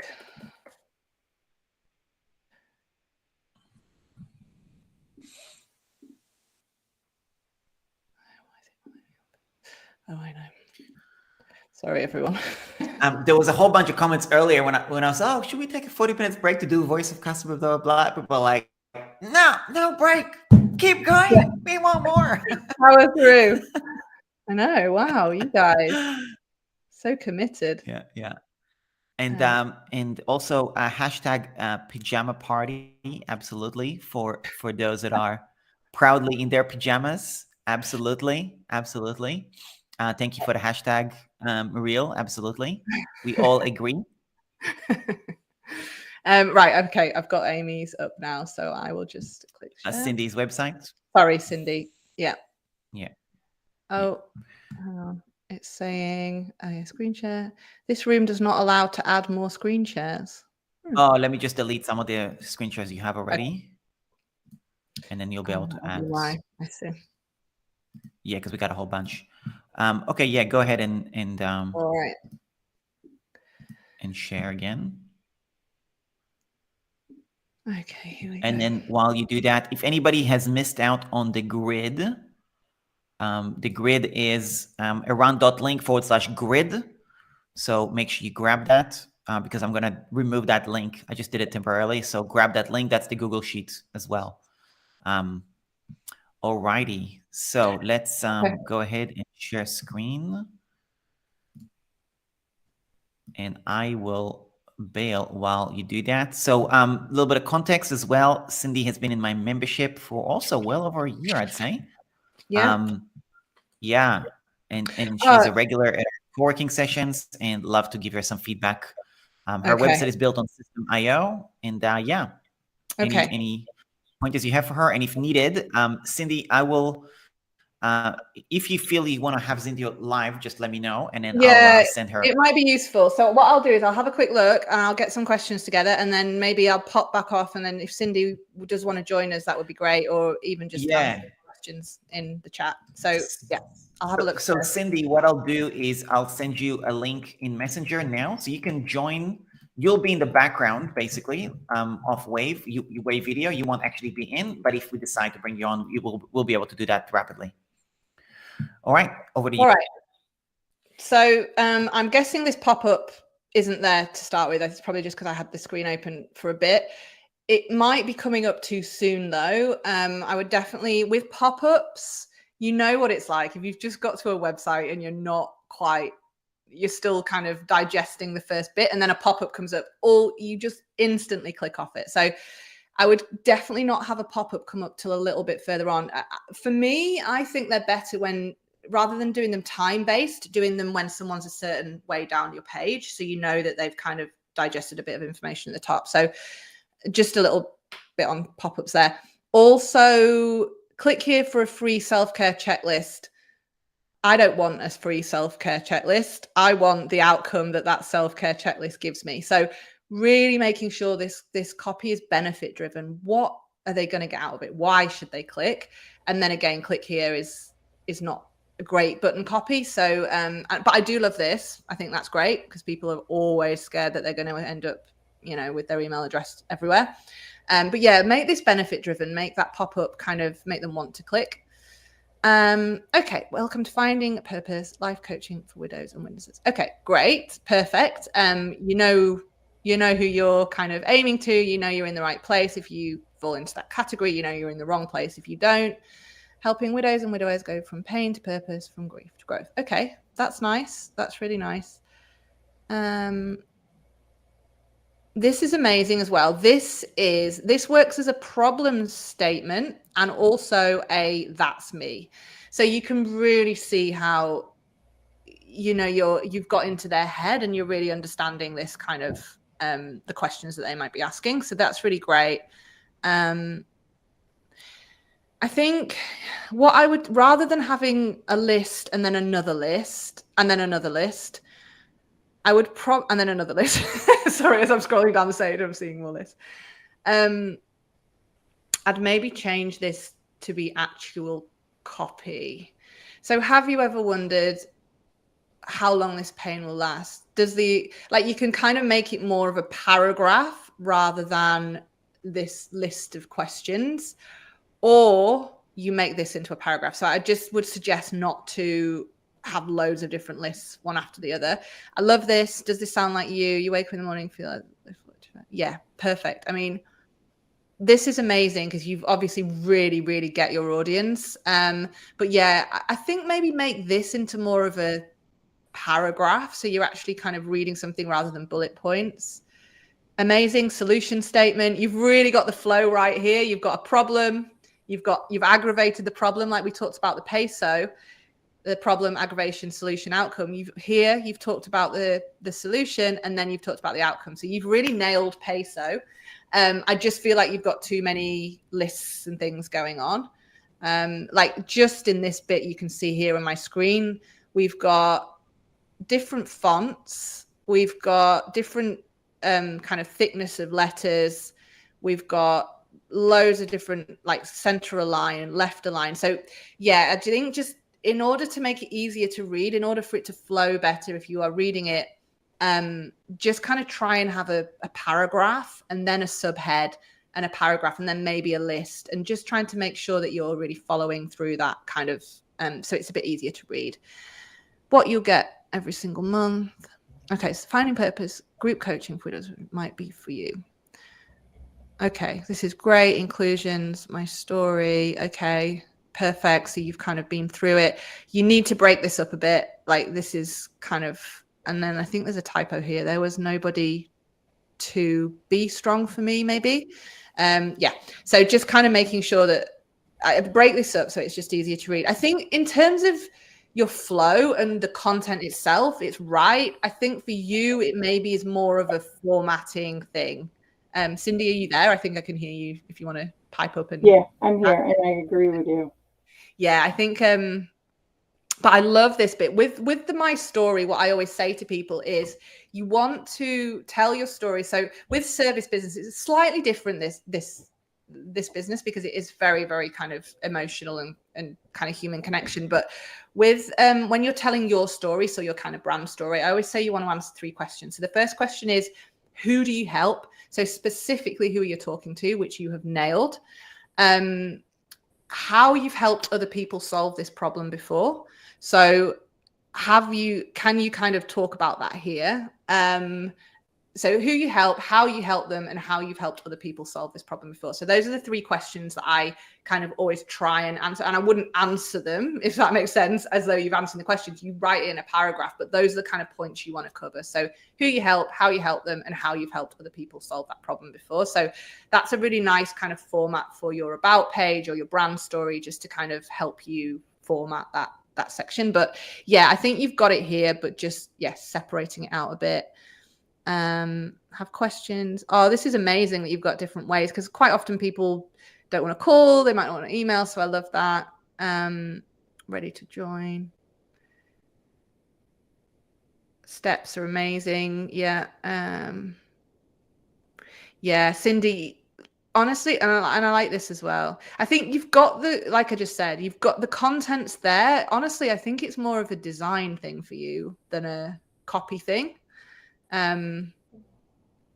I just feel like, yeah, it's just how easy it is it's user experience, it's just how easy it is to read and understand what you're trying to say rather than the words themselves. Have you done you've obviously done some voice of customer, or you've taken note when you're talking to people. Have you done that kind of thing?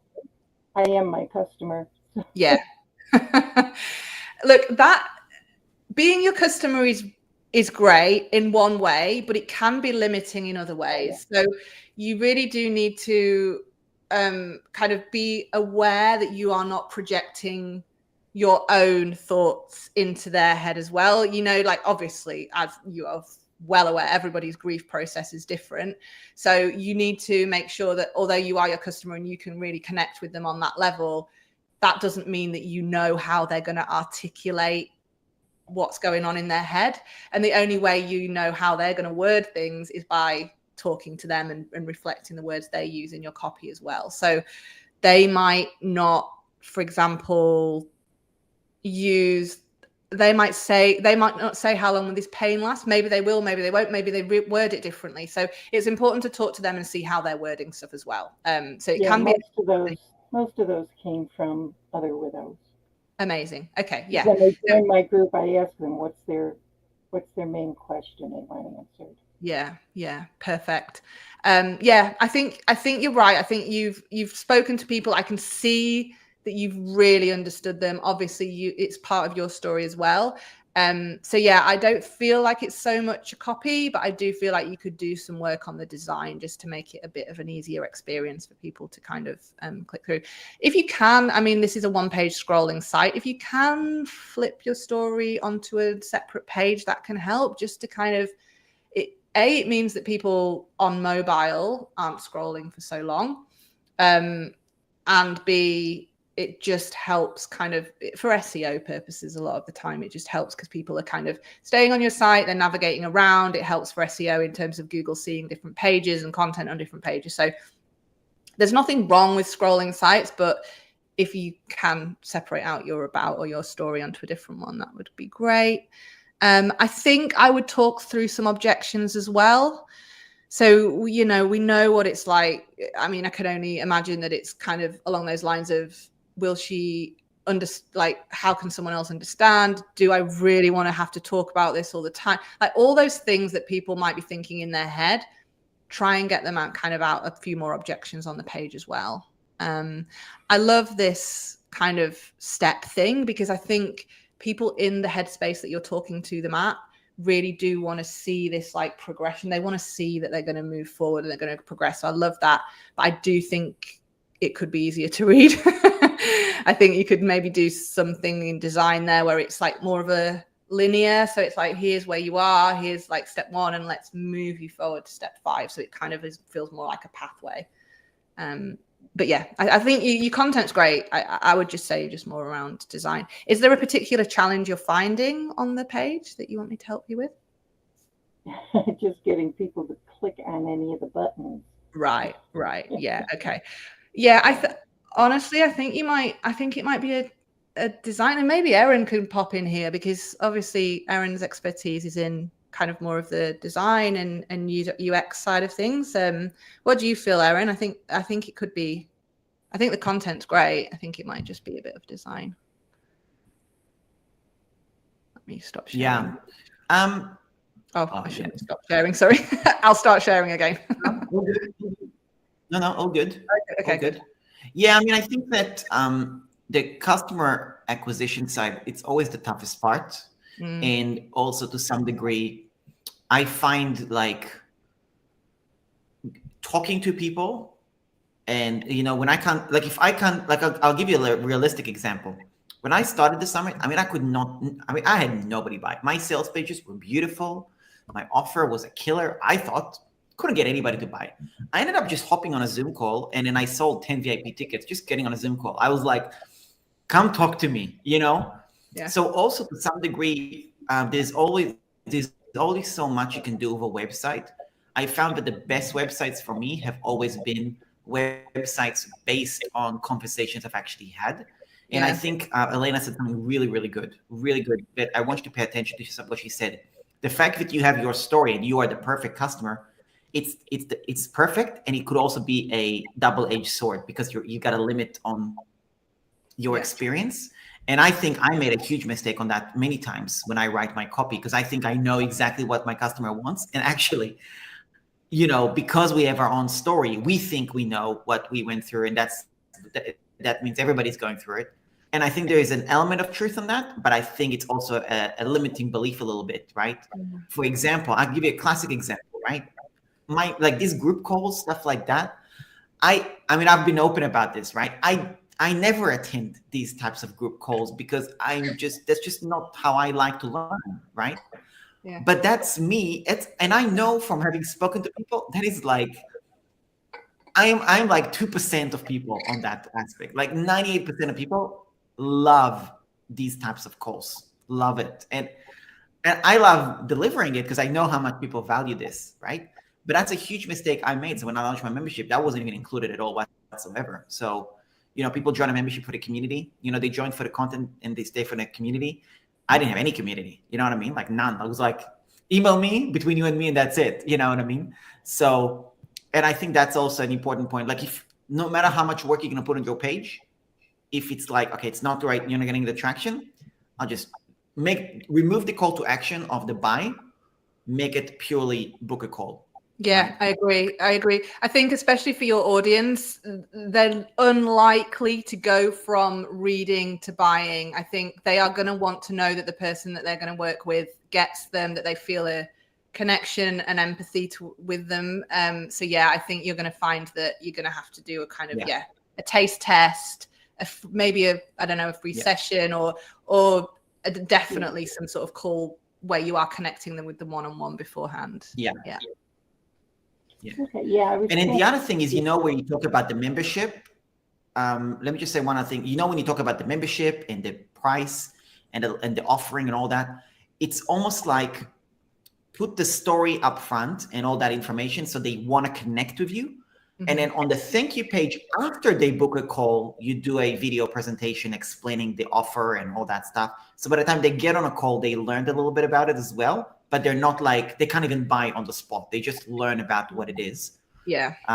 You know what I mean? So I do that, for example, when somebody books a free consult with me, it's a software consultation. That's my lead magnet. And then when they say, I want to learn about my website, whatever, I then send them my prices and all my information before the call so they could study it before helping on a Zoom call.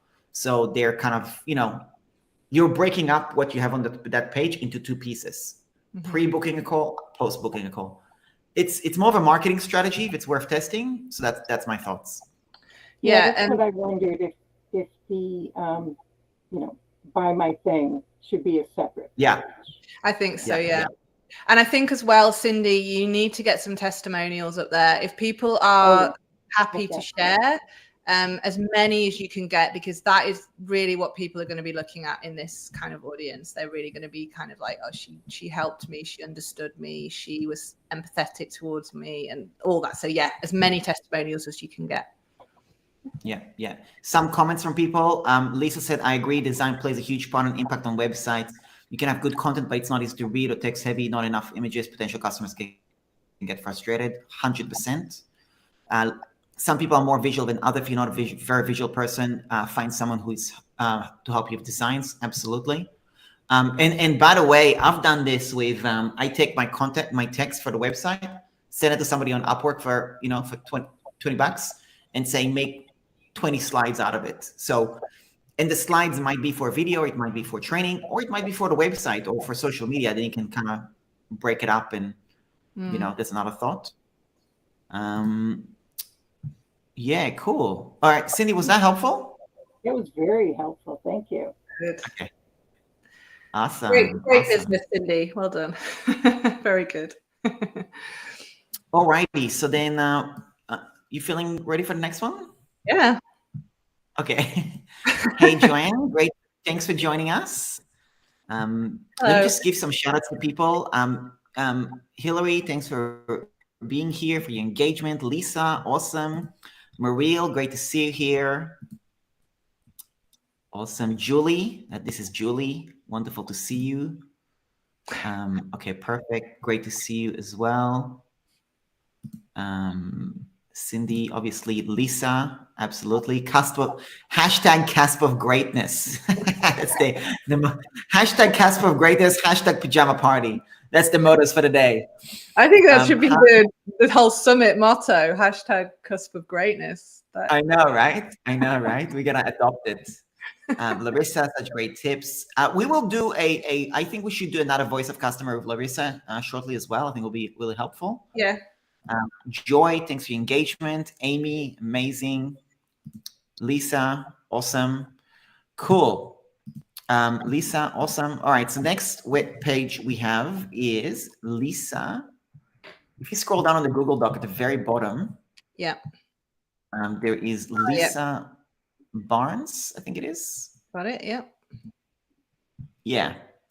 And Lisa Barnes, I don't know if we're connected on Messenger. If we're not, could you just hop to Messenger so I can send you the link to join the Wave video in case we want to put you live as well? If you don't mind, then that'll be great. I don't actually think we're connected on Messenger, so. Okay, let me share. Yeah, and then we'll review your site next. Let me know when you've got it shared.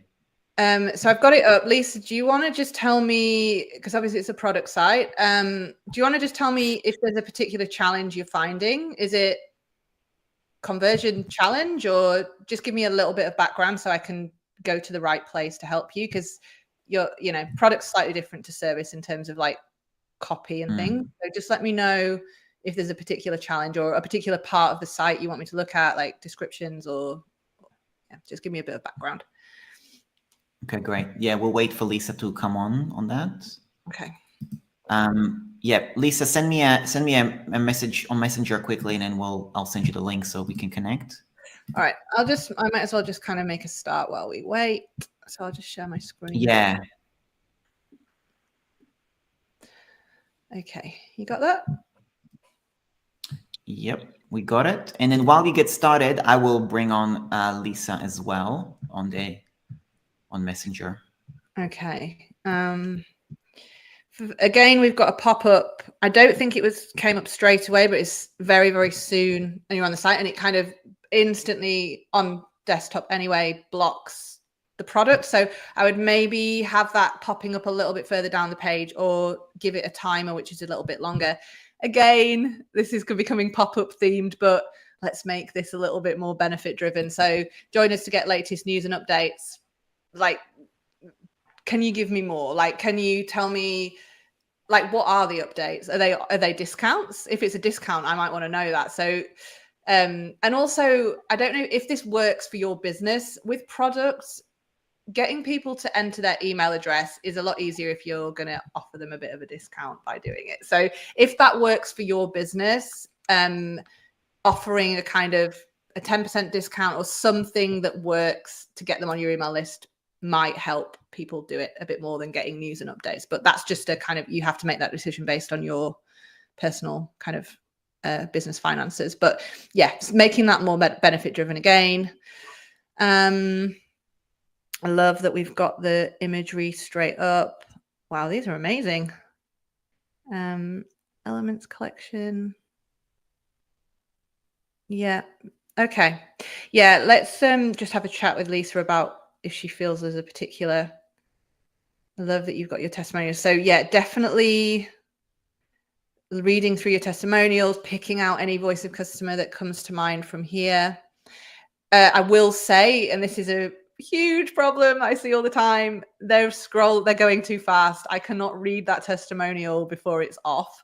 I'm not a fan of a scrolling testimonial anyway, but when they're automatically animated, it's like you can see right now. So I start to read it and it's gone, and I start to read again and it's gone. So either do not animate it, so let me click, or stop the animation altogether and actually just have them as reviews.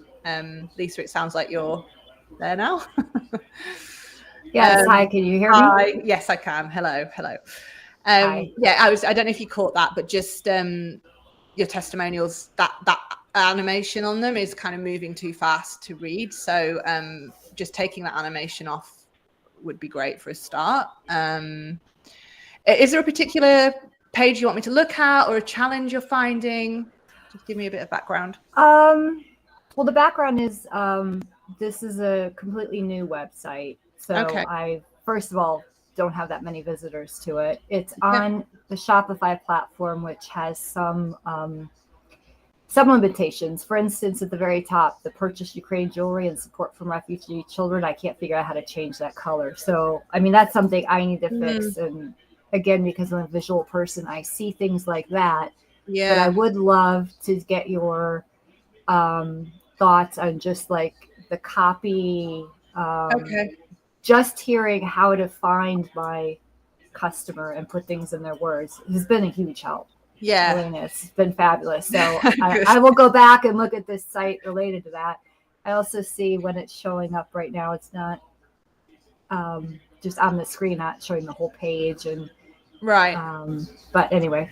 Yeah, it can, so many people, this is like a common, and I'm probably guilty of it as well. You get your website up and then you just don't look at it again. And then like maybe a month later, you kind of go back and you're like, oh, wow, that's cutting off, or oh, I didn't look at it on mobile, and you can't see that on mobile. So it's like you have to keep going back and looking at your website from the eyes of someone who's coming to view it. So yeah, it's good to do these little exercises where you get to see it from a different, because quite often we're looking at it from the back end. So when we're changing stuff and changing words and adding in pictures and that kind of thing, we don't look at it as a viewer. So it can be really useful to keep going back and looking at your website. I would maybe look, you've got, I think product is so different because people are there to buy product, but I think they still want to feel a bit of a connection to the person behind it, and just to kind of feel like they're in the right place. So I would start like you have by showing a product off because it's beautiful and amazing.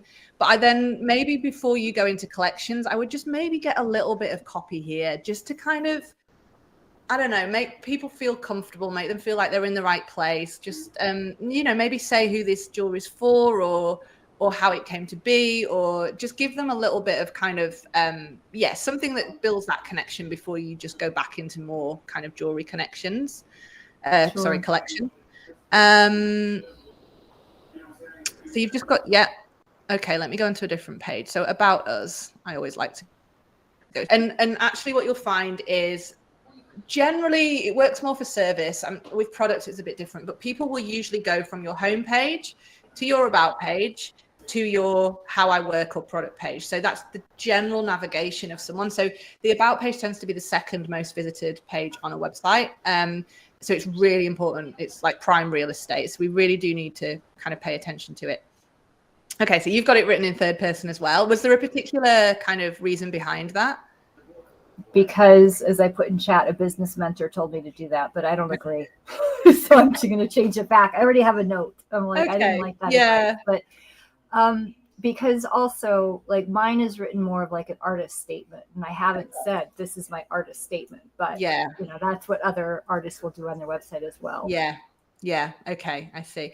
I think like there's no right or wrong, honestly. Like, and then everyone you speak to will say something different. So one mentor will say one thing and a copywriter will say something else and a designer will say something else, but do whatever feels good for you. And if it feels right for you to talk from the heart and tell your own story in first person, then do it that way. But, you know, there's no right or wrong.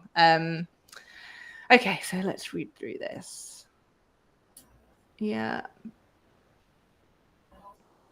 beautiful. Okay. Oh, yeah, this is amazing. I love showing the photos of it, how it's all coming together. All right.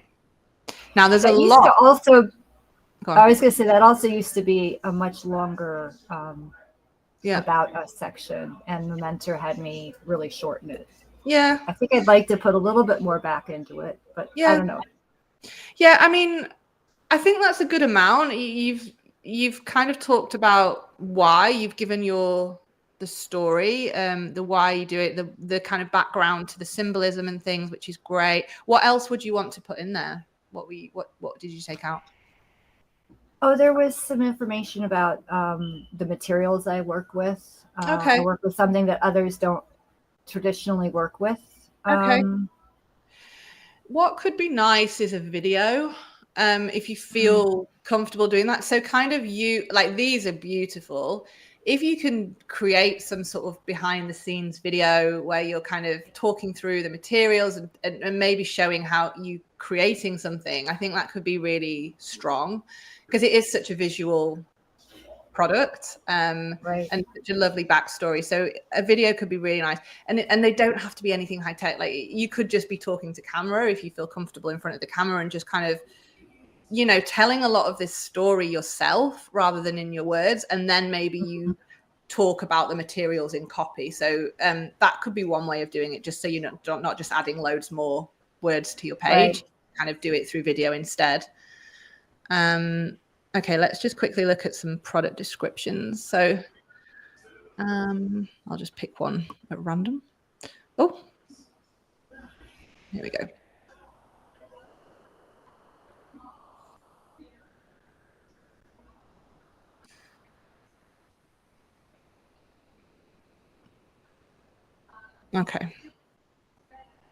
Okay, this is great.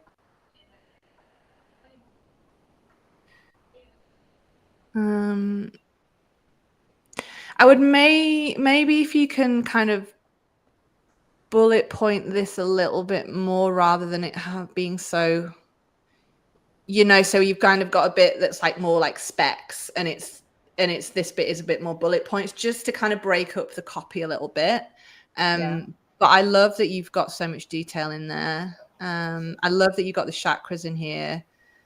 I love that you've said how you might use it. I think that's so powerful. I would maybe even pop something around that at the top. So you go, so the product description kind of starts with like what it is, which is great, and that we need that there. But maybe you could have like a kind of intro sentence which talks a little bit more around kind of this bit, you know, so facilitates meditation, aligns the chakras, and promotes balance of female and male energies. Like, could you maybe have that up front, just so you've got some sort of kind of sentence which like hooks them in and makes them excited and makes them think, wow, this is amazing, and then talk about the actual kind of specs of the jewelry and things.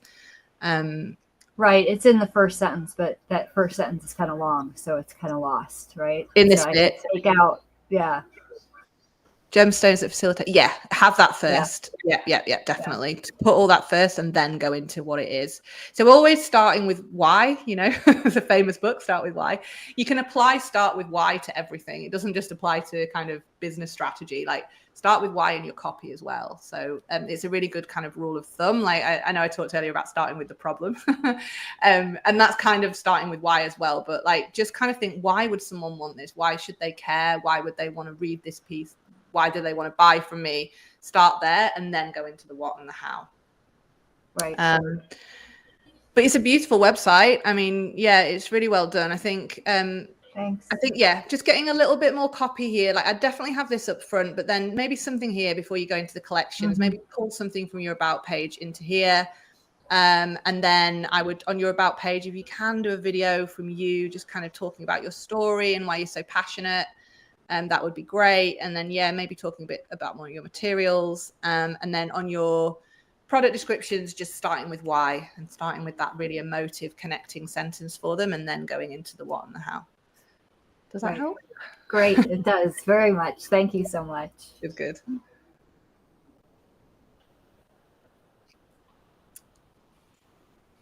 Let's have a look, see if there's any questions while we wait for Erin.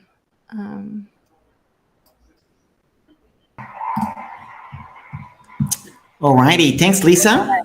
Thank you. I was just seeing if anyone had any more questions. Yeah. So we had one question which I think was good. Just earlier, when looking at Amazon reviews, how do we tell the difference between wants, desires, ultimate transformation? Great question. Yeah. It is a good question. Mr. or Mrs. Anonymous, this is a great question. They can often be intertwined. So what I would say as well when you're doing your voice of customer is, don't worry. Sometimes I'll have a phrase or a word or something I've picked out and it's on 3 or 4 of the columns. I just copy and paste it onto all of the columns because I'm not sure at that point where it fits, but I just know I like it and I know it can fit somewhere. So I might have it in the problem column and the objections column. And sometimes I'll have wants, needs, and desires in there and in the ultimate transformation as well. When you start to write, you know, sometimes it's obvious and sometimes it's not. And that's a kind of cop-out answer. But if in doubt, put it in both. And then when you come to write, you will probably find you start kind of understanding. You're like, oh, yeah, that is more of a want or a desire. So the want or the desire tends to be like a little bit more, what's the word? Maybe a bit more immediate and a bit more less emotive. Whereas when you're reading something that's a transformation or an ultimate transformation, it tends to have a bit more emotion packed into it, and it tends to be more in the future. That would be a kind of really basic way of telling the difference. But sometimes, honestly, you can't put it in both columns. And when you come to write, you'll find it comes out in the wash a little bit more. I hope that helps. That might have been a bit of a cop-out answer, but it can be both. And yeah, there is often some crossover, definitely. Yeah. Okay. Cool. Some feedback. Cheryl, I've learned so much. Thank you, Elena. I have to run. Awesome. Oh, well, thank you.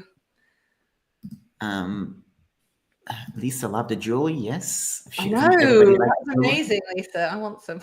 By the way, let me just say something about because I know I've been. By the way, if anybody's listening to this and they haven't received a reply to my emails, because I asked people for their challenges, and a lot of people actually replied client acquisition, finding customers. Let me tell you something. If you haven't submitted your landing page to be reviewed, you're missing out on an opportunity, because we've got dozens of people, hundreds of people watching these replays. You can get your website showcased. Amy, she just got exposure on her brand, you know, just because she got a landing page reviewed. The jewelry, Lisa just got hers. So, you know, I'm just saying, this is not just, yeah, I know we're doing website reviews, but there's also other reasoning why these things are also good as well. So anyway, just a little customer acquisition hack.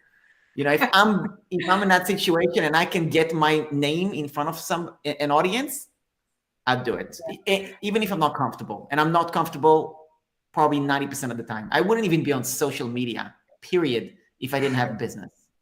So, you know. Yeah, that's a good tip. And adding to that is give people testimonials. If you do a course, or you do, or you're in a membership, or you even, like, if you're a service business and you work with another service business, give that person a testimonial, because you will then be on their website along with your name and usually your business, and it's exposure for you, because 9 times out of 10, the coach that you worked with has got students who could use your business or your service as well. Just adding on that, always give testimonials.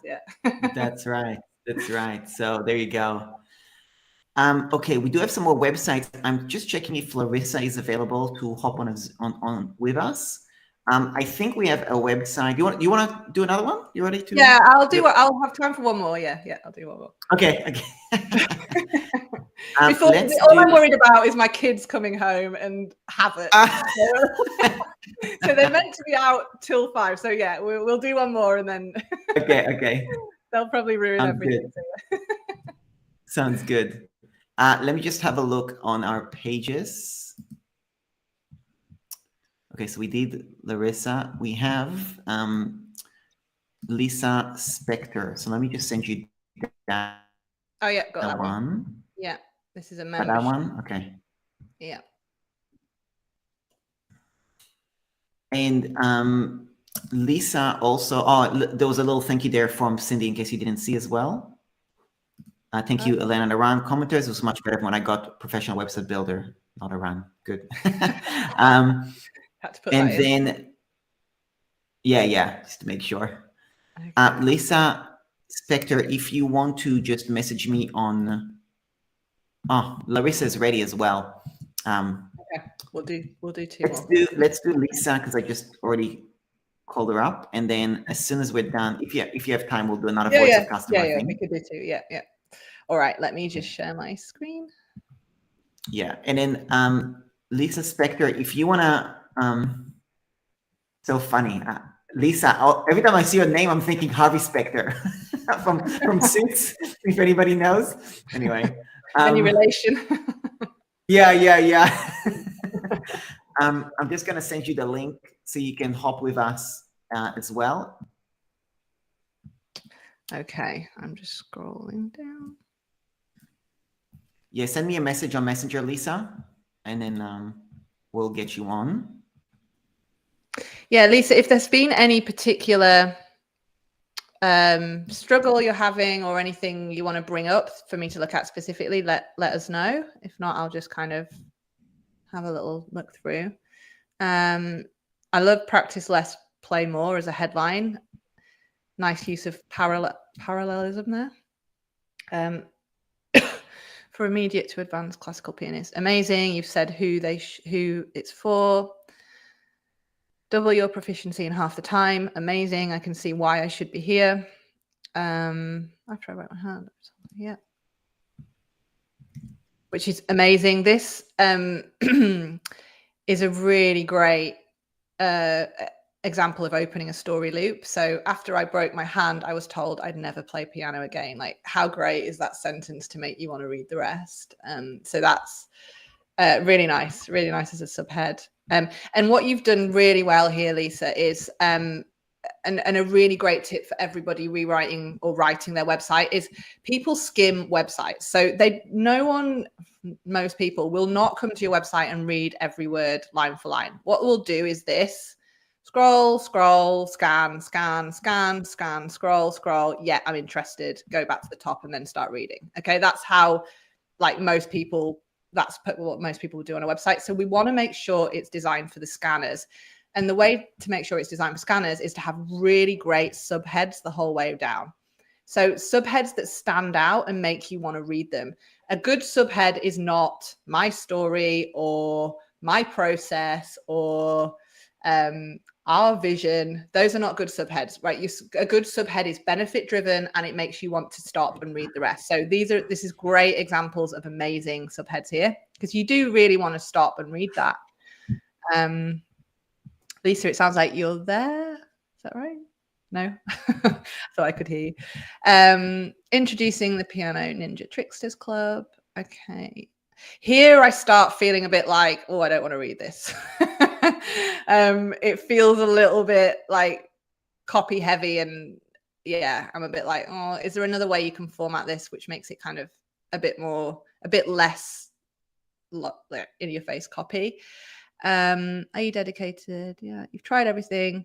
Yeah, amazing. Put a subhead here saying you're in the right place if, or have you ever heard yourself say, and then kind of go into these are self-identifying statements, which are perfect. You can't figure out. So I think what you do need to make sure you are doing is using the words and phrases that your potential clients would use. So, oh, hello. Oh, I could hear something then. So, I think this is great. You're tired of everything taking so long to learn. I could imagine someone saying that. You feel like you're wasting away your practice time. You don't know which etude or sonata to play first. So, is that something they would say? I'm not sure. Maybe they would. You can't work out efficient fingering. I don't know if that's something they would say. I just want to make sure, and it might be, but I just want to make sure that you are reflecting the words and phrases that they would use in your words rather than how you would say it, if that makes sense.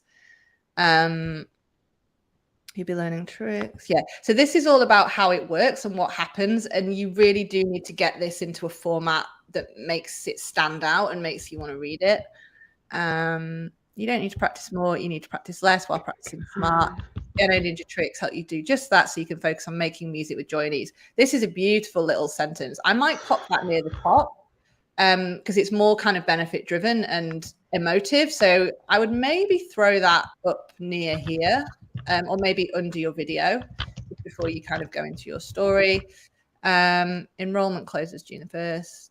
Okay. Oh, a little piano emoji there. Very nice.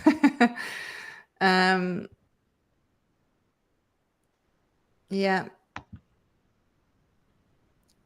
Yeah. Okay.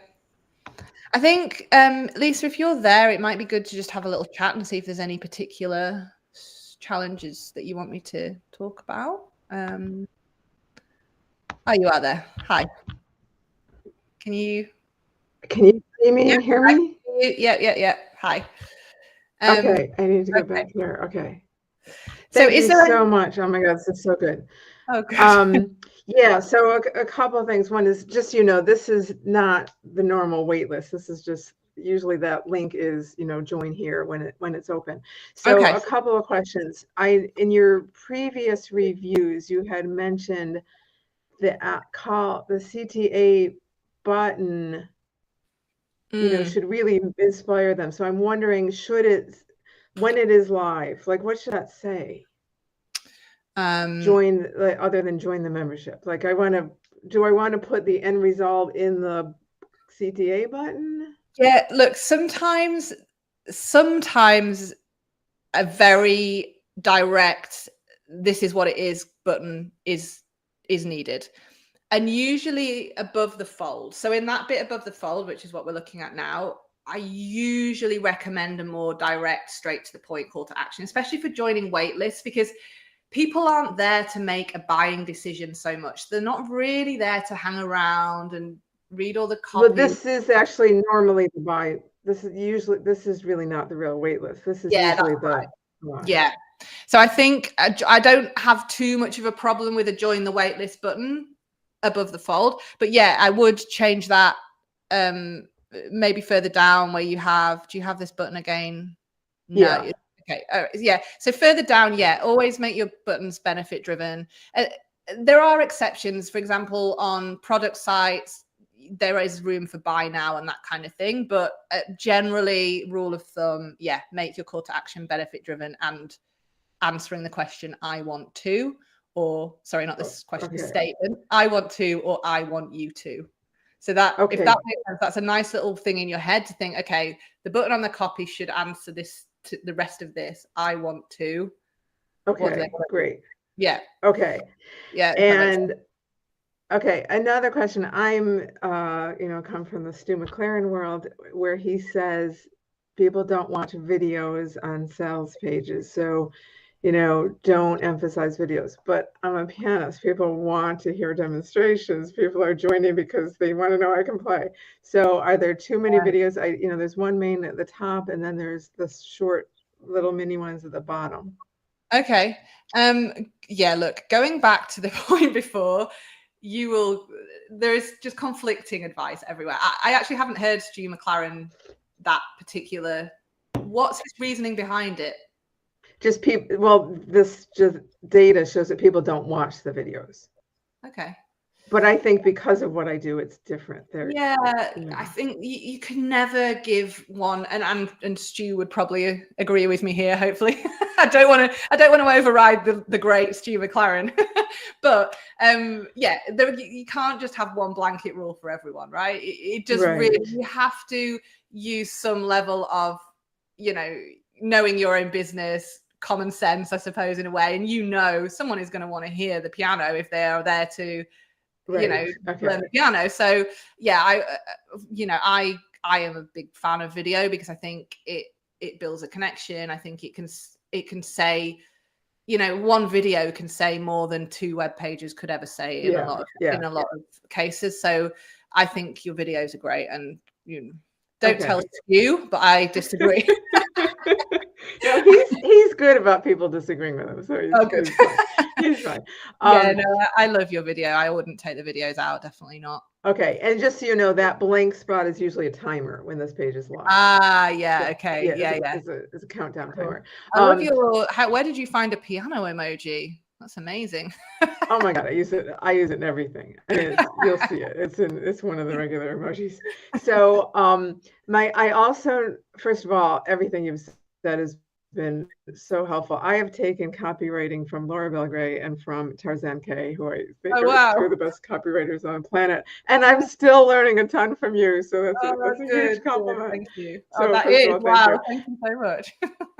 And so I noticed in some of the things something I was reading that you wrote of going in January, I'm adding, I'll just show you this. I'm adding a mini course this week, so it's going to be my opt-in to the membership. So right now there's a free opt-in. I'm adding the mini course so that people can come in at a lower level, and then this is the membership, and I'm adding a master class. Okay. So now there's going to be in January. There's going to be different choices, and I want to keep this as simple as possible. And I saw in your writing you said when you have different buttons, make them horizontal. Take people from this to that. Like, do they want to do this or do they want to do that? Can you elaborate a little on that? Yeah, look, that really applies to websites, I would say. And I think what that particular tip is when you're trying to keep somebody navigating around your site, you're trying to kind of stop them from just kind of clicking off. So you might place buttons side by side in order to give them binary choice there. What you're talking about then is you want to have a web page that has all your offers on it, right? Is that what you're saying? And you want to kind of well, this is the sales page, so it's going to have different offers. Yeah, and I don't want the customer to be confused. Yeah, that could be. Have you thought about just using the mini one as a downsell? Well, that's what I'm doing. So for right now, okay. for the mini one, that's its own different sales page. But come January, when people join the membership, they're going to get to join at one rate where I don't have the masterclass, and another rate, you know, it's like a mastermind kind of, but it's for piano, so it's masterclass. So it's got another rate for that. And is it okay just to have two buttons right next to each other, as long as I'm clear in explaining them? Yeah, absolutely. And you know, 9 times out of 10, a sales page will have 2 different price tier options or 2 different options. That's absolutely fine.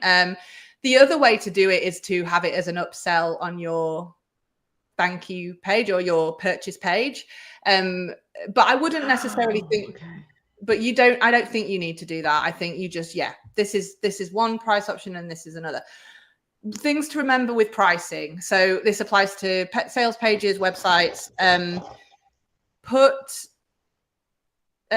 click triggers near pricing. So we talked about click triggers earlier. So testimonials near your prices that specifically talk to the value that you provide. So if you have testimonials where someone has specifically talked about price, amazing. But if not, sorry, I'm just going to plug my laptop in. If you have testimonials that cover how much value someone got from it, that's what you should be putting near your pricing. So my testimonials that are towards the bottom of this page, I should probably bring up, I think. Yeah, have them dotted throughout the page. Don't just have them at the bottom. Yeah, definitely. Have the testimonial that supports the cost. So you've talked about you know, that someone got this really great outcome, in the outcomes that someone could get, so the benefits they're going to get, and then support that by putting a testimonial below where someone literally talked about the fact that they got that outcome.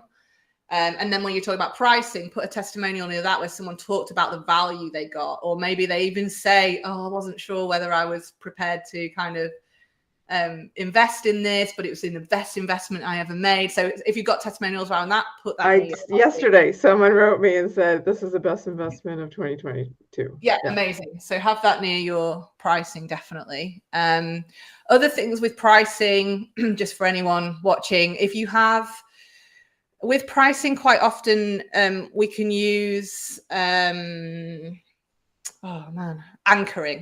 So there's a psychology, I've been talking now for nearly 2.5 hours and my brain's like kind of switching off a little bit. But there's a when you're as humans, when we're making decisions, we often anchor to the first thing we see. So quite often with tiered pricing, we'll see a lower price next to a medium price next to a high price. What happens then is our brain anchors to the lower price, and then the rest of the pricing seems even more expensive. So if there is a particular price you want, if you want, for example, someone to pick your middle offer, or that's the most popular, quite often it can help to put a higher price first and then your medium price, so that people are anchoring to the higher price in their head, and then the medium doesn't seem as high. I hope that makes sense. So that's a little I have heard that. Pricing. Yeah, just not always putting the lowest price first. Sometimes it can work to put the higher price first as well. What else with pricing? Sometimes FAQs near pricing work really well. So just 2 or 3 little questions you get asked all the time about pricing. Maybe it's that, what if I don't like it? Is there a money back guarantee or something? And that's in the FAQs now. Yeah. So maybe you could move some of those FAQs that are specifically price questions near those buttons. What you're trying to do with the buttons is just make people feel as comfortable as possible. And earlier we talked about saying what's going to happen after they click. So just, even if it's just a sentence in italics under the button saying, after you click, you'll receive an email with all your access information, or what's going to happen after they click. So putting those near the pricing buttons really helps as well. Right. Great. Thank you so much. This has been so helpful. Really. Good. I'm glad you found it really useful. Thank you. And that's an amazing, I can't believe I've been compared to Laura Belgrave and Tarzan K. That's even in that same sphere is amazing. Thank you so much. Thank you.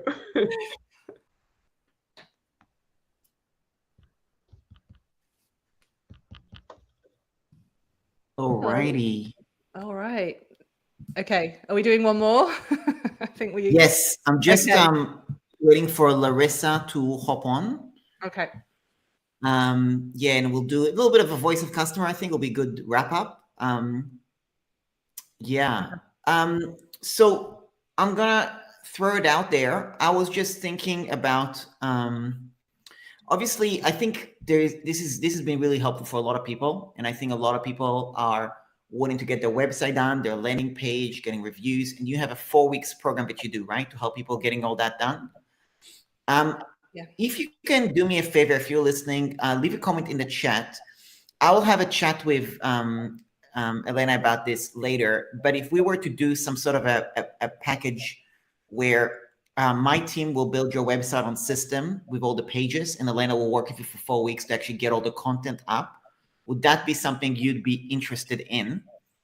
So we could do like a little joint package. Price point will be anywhere between 700 and 1,000, just so you know. But let me know if that's something that will be interest of you. Just leave a comment and just say yes, just so I know, just so we can evaluate that. Regardless of that, when the summit is done, because this is a pitch-free summit, okay? And I was like, you get a pitch, you're not coming on my summit, right? So I want to keep it really short and sweet. But later, after the summit, when the dust settles, I'll be writing like a little blog post on each speaker, so you can learn more about them, about their services, what they offer, and all that stuff. So yeah, if that's something you'd be interested in, then let me know. And then awesome. So I see there's a few people interested. So yeah, I think we'll definitely do something, like we'll put something together, because if you know the way I work also, I don't necessarily, I mean, I help with the copy one-on-one, but I don't need, like Elena, that's her zone of genius. My zone of genius is getting stuff live, right? So I'm much more about, like, have your stuff ready, and then we'll build it out for you. So that'll be great. Awesome. So yeah, it'll probably be a 4 weeks program with Elena, basically to get your stuff done. Probably like a $997 package combined, basically. And then she'll do all of that with you. And then when you're ready with her on her program, you've got all your assets ready, I'll have the checklist of the things that I'll need. And then either myself or my team, because I got Peter as well, we'll build it out for you on system or Zenler, one or the other, basically. So yeah, we'll do Zenler as well. So yeah, if you're interested in that, I'm going to just shoot me a message on Messenger. Oh no, you know what? I'm just looking at the comments. I'm seeing everybody's names. I'll take a note, and I'll send you a link on Messenger to learn about it. We'll do a little package deal on it, and then you can check it out. Okay. Awesome. So we've got Larissa for voice of customer thing research. Yeah. And yeah, so let's do that. So just so I know, hang on one second. Okay, so let's see. I don't know who your name is. Is it Cesar? Maybe it's Cesar. If you can let me know who you are, so I can make sure I make a right note. Kimberly, yes, definitely. We'll do a Zenler one as well. That's totally fine. So it's totally fine. I'll send you the details on that. Han, absolutely. So we should do yours on system, make your life easy. Hillary, awesome. I'll make a note. Lisa, I made a note. Awesome. Caitlin, awesome. And if there's anyone else, let me know. Yeah, that's fine, Lisa. You could just do the work with Elena, and in the platform we'll figure it out from there. So no problem. So I've made a note. If you can let me know who you are, I think it's Cesar, but I'm not 100%. Yeah, cool. By the way, I haven't spoken to Elena about this. I just off the cuff threw it out there. I'm like, no. Yeah, of course. Yeah, no, that sounds great. Okay. Disapproved. Okay. Yeah, okay. Definitely. Okay, Han, perfect. Yes, Cesar. Okay, perfect. And Vanessa, perfect. Okay, so I'll send you the details with the link and all that for like just a $997 package, and then we'll get all that stuff done with you. All right, Larissa, hope you're ready. Hello. Ready. Hello. Hello. Okay, spiritual chiropractor, I see, as your side. Okay, do you want to do voice of customer or reviewer? Yes. Yeah, okay, cool. All right. So tell me a bit about your clients or what their main problem might be when they come to you. Usually they come because there is pain somewhere and they've tried other things. or like pain gets better but doesn't go away. And what they enjoy being with me, because we touch body, soul, mind, like we go into spiritual aspect of it as well. Okay. Do you know of any books in your do you know of any off the top of your head, any books that people might read around this topic? I was Googling on Amazon, like stretch your pain away, like things like that. Yeah. Because like I'm thinking people who are in pain will go and start look for that. Yeah. I was doing research on the book Bye Bye Back Pain. So I was putting to the spreadsheet that you told me about. Okay. So you found a few voice of customer phrases on that. Okay. Yeah, so I would, let me just share my screen. Oh, let's go here. I'll just go to this one for now. All right. So, yeah, I would start by just kind of Googling, so books, pain relief, spirituality. I would kind of try and see if we can, healing might be a little bit, not so much on,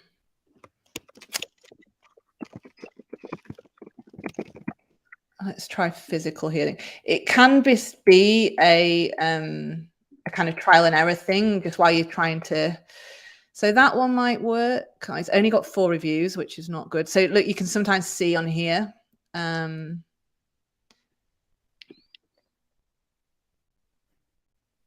So this sometimes comes up, which is great. This is Google at its best. It will tell you the 9 top books. So anything like this, let's try that one just to see if anything comes up. So literally just copy and paste. We go onto Amazon.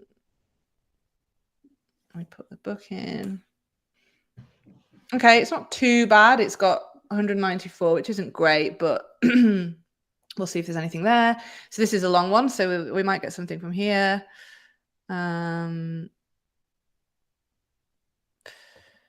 Just talking about the book.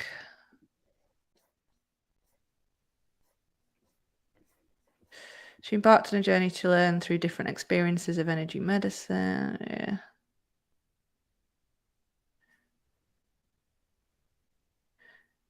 Something like that. It depends what you specifically talk about. If you're more kind of, yeah, some of this might work, some doesn't. It just depends on your business. But I've struggled on and off over the years between the logical mind and the unmistakable realization that there was so much more to healing than healthy eating, herbs, supplements, laboratory findings, services, and drugs. Like, that's a really nice sentence. Do you feel like that would resonate with, does it connect with your business, Larissa, or is that?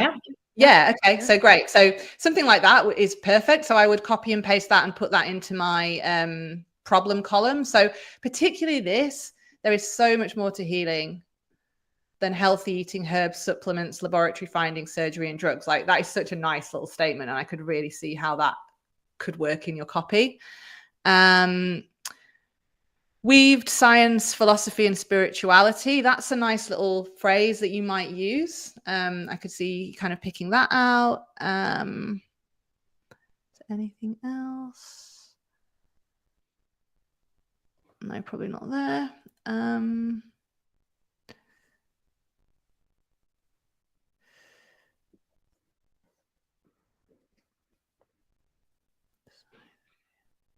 Yeah, okay.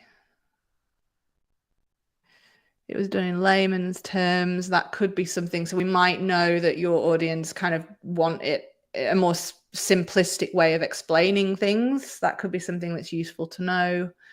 I could actually put that in the copy, probably. Yeah, I think so. Yeah. Yeah.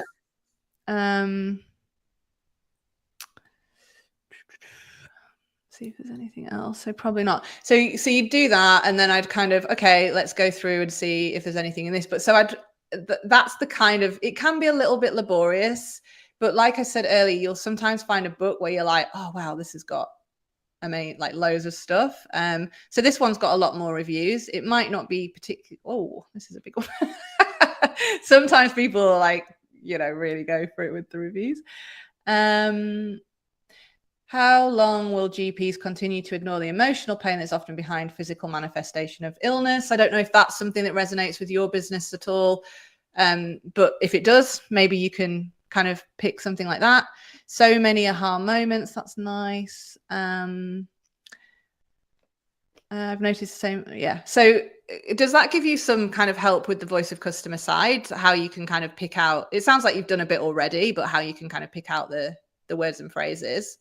And then what I would also do, you're going to find kind of so useful is looking at reviews. Reviews, testimonials. So let's do that together now. So let's try, what did you call yourself? Spiritual Chiro.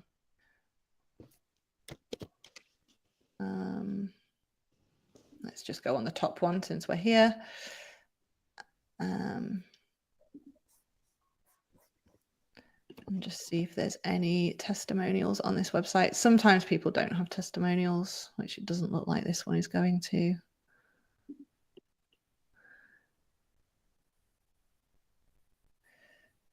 Oh, here we go. He's cured me of several long-term health issues, which neither my PCP or specialist could touch. That's quite nice. So you might find that your audience, like you said, they've tried everything, but instead of saying you've tried everything, how can you be specific? Maybe you can say, we can help support long-term health issues, which neither your PCP or specialist could touch. Maybe you can use a sentence like that. They didn't have a clue about what to do. That could be maybe that's something that your clients come to you and say. Yeah, my intestines work perfectly today. That might be a bit too specific. I thought I saw this was going to be a scrolling testimonial thing. Maybe not.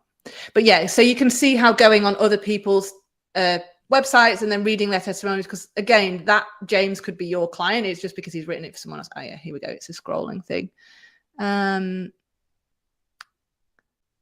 Oh, no, this is what I mean by scrolling testimonials.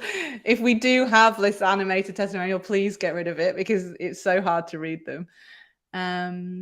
Okay, many days with no sleep at all. That's a really great, that could be a kind of problem statement you can use. It's gone off now, but you can, hopefully that kind of gives you an idea of how to go about doing it from, and again, like we said earlier, just speaking to people, speaking to your clients when they call you up to book an appointment, or when they've booked an appointment, if you can send them a little questionnaire or just ask them those questions like what's going on, when does this like manifest most in your day, how does it make you feel? All those questions are really going to be great for voice of customer. Does that help? Is there anything else you want me to show you? Okay, good. This is great. Thank you very much. Okay, no worries.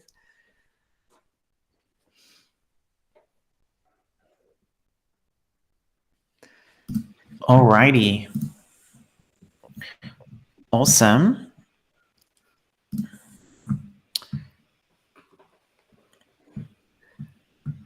I'm just looking at other people's messages and comments. How are you doing on time, Elena? Okay. Yeah, they're not back yet.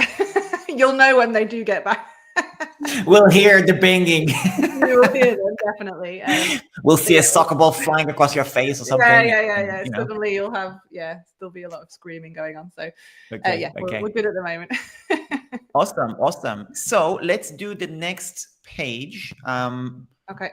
Let me just have a look at the next page that I'd love to get looked at. Larissa, hope that was helpful. While you're here, if you're still here, leave a comment. Show some love for Elena. Let us know your biggest takeaway from the day. I'd love to know what your biggest takeaway as well. Yeah. So we can get some feedback. Definitely. Same for me. I can do a bit of voice. I mean, there's so much stuff, right? But Yeah. I'm just looking through my chats here. I'll have a look on that doc and see if there's anything else. So we did Lisa. We did the other Lisa. Beth. That's a lead magnet. There's a couple by Bonnie Chan. Yep. We got a Bonnie one. So Bonnie said 2 pages I would love feedback on.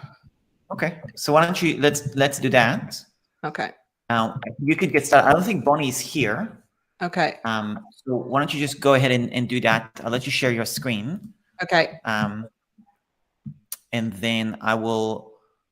I'm actually just writing out the offer that we'll do together, so those that are interested can check it out. Okay. Is this the page? I'm sharing the screen. Is that the right page? No, I think we just need to remove some of the. I'm just removing some of the screen shares below. Oh yeah. Okay, it should work now. Cool. Larissa, super helpful. Already doing research, populating the chart Elena provided. Absolutely. A lot of good connections happening as well. Awesome. Yeah, I know. I saw that. Everybody's connecting. Love the little networking happening. And then just so you know, this is the networking event. It's going to happen. So definitely would love for you all to join and actually meet each other face to face. Yeah. So that's awesome. Love your presentation, Elena. Biggest takeaway, CTA info, pretty much everything. Yep. Awesome. Wow. Any other takeaways? Feel free to share. Biggest takeaway is I can do this. Awesome. Oh, awesome, good. That's what I want to hear. That is honestly, like I said right at the beginning, just if you come away with one thing today, just believing that you can write is massive. Because I hear all the time, I can't write, I hate writing, takes me ages, and quite often it's just a belief that writing is this like talent and you either have it or you don't have it. And just understanding that copywriting can be learned and there's so much science behind it, I think can be a massive relief for people. It's kind of like, wow, I can actually do it. So good. I like to hear that. Yeah, totally. And when I started online, I remember this was 2017, 2017, I think. I remember I typed my content on like a Word doc. I didn't even know what Google Docs were at the time. Yeah. And I sent it to my brother and I said, oh, please put this website. And if I was to show you the text, I still have it. I mean, it is atrocious. I mean, absolutely atrocious. I mean, so it's, you just get started and you get better as well. So click triggers. Love that. Yeah. Yeah. Link to the chart. Yes, there is. Let me post it again. So I'll just pop onto, I think it was Bonnie's site. Can you see that? Once you have it, let me know. I'll share. Oh, there you got it there. Yeah. Okay. And in the Google Sheet, I'll post it. It's around.link/grid is what it is. I'm just trying to find the actual post that I did. There you go.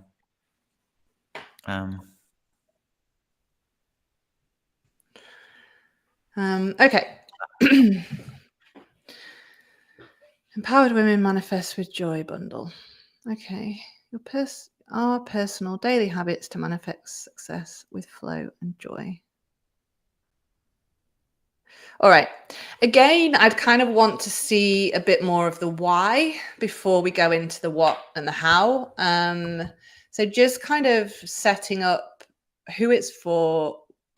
Make sure this person that's hit this page knows that this is for them, that they're in the right place. So just kind of maybe using that PASO formula. So what's the problem they might be facing? How can we solve that problem? What's the outcome they'll get before we kind of going into this is what you're going to get in the package. So just setting it up a little bit more beforehand, I would say, would be really helpful. I like that you finish the sentence with the so what.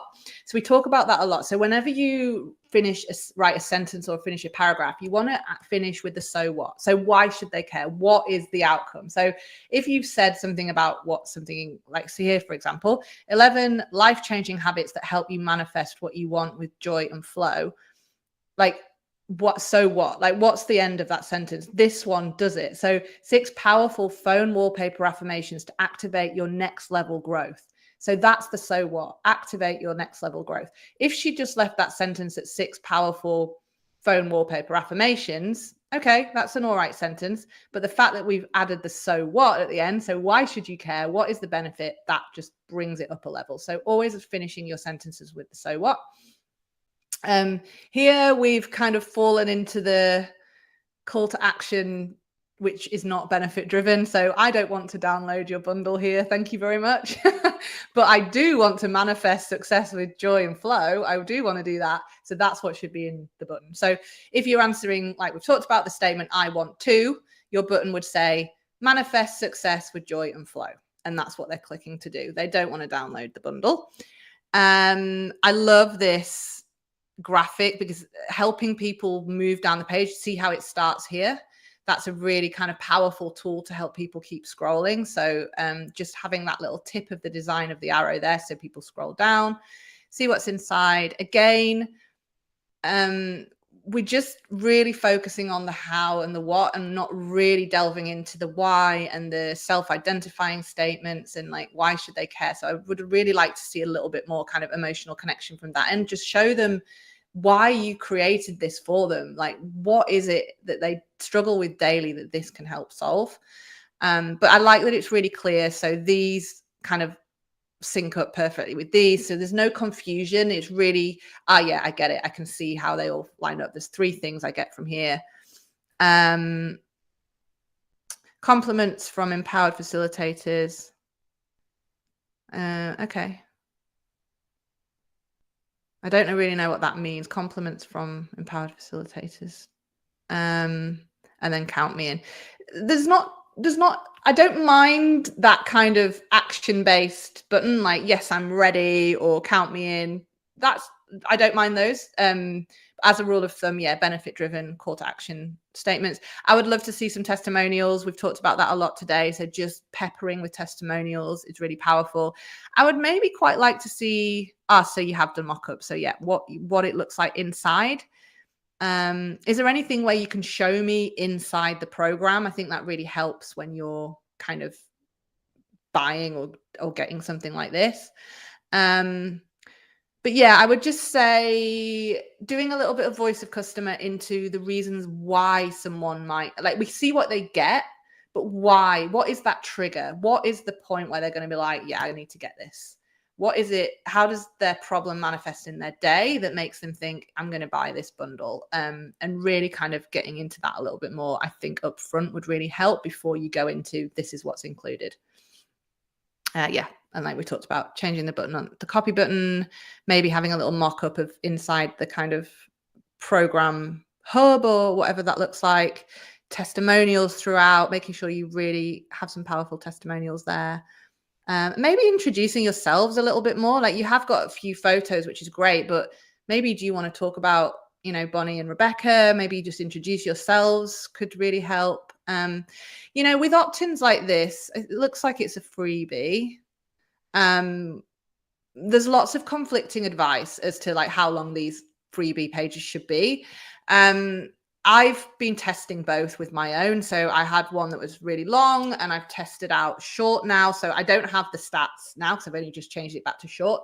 There's lots of conflicting advice on that. With me, what I always say to my clients with webinars, if it's something where you need someone to take an action afterwards, like come to a webinar, I think longer is better because you build that excitement for it and you build that connection and they remember that, and then they might be more likely to come. Whereas if it's something where they're kind of just give me the freebie, you know, just let me have it, then maybe short is better. But it is just a case of testing. I feel like this is a great length, but you might want to play around with just, yeah, introducing yourselves a little bit. So hopefully that helps. Yeah, changing your button copy, delving into the why a little bit more up front, peppering testimonials throughout, maybe going into a bit about you guys and who you are and why you do what you do. Yeah, I hope that helps.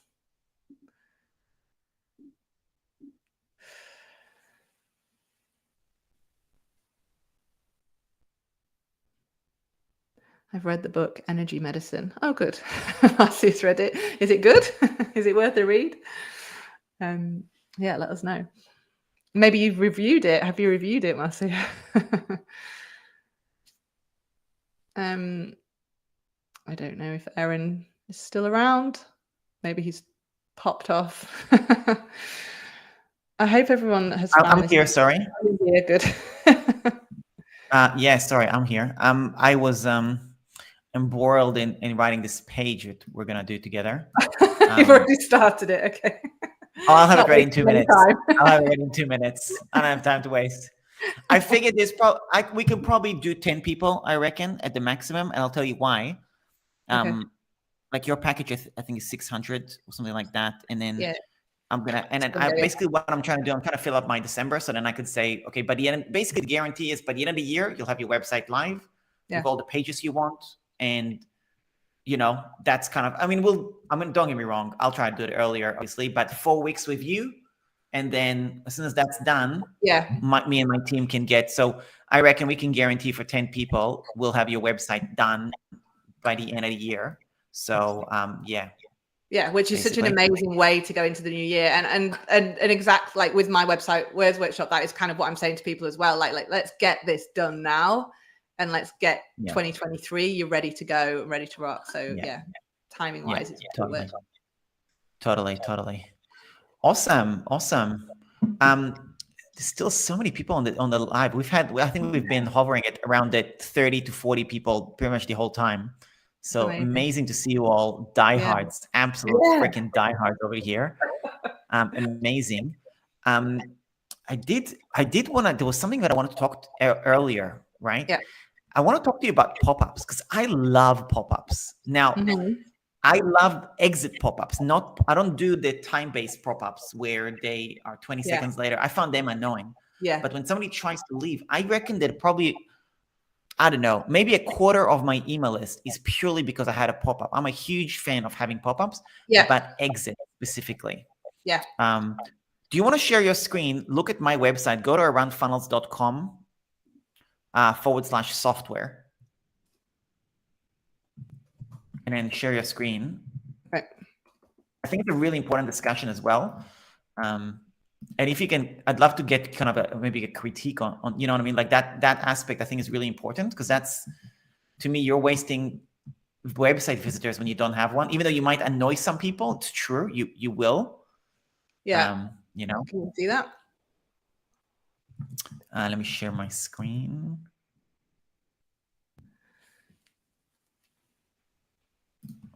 Yeah, there you go. Is that, are you on mine or your, Yeah, I can see yours. Okay. So the pop-up is there now. Is that because we're on a specific, okay. Wait, don't leave them. Yeah. Great sentence there.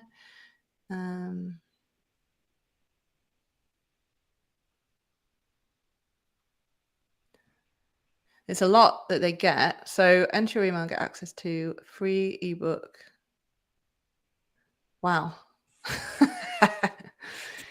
It feels like a lot. It is. Simply subscribe to my newsletter. But okay.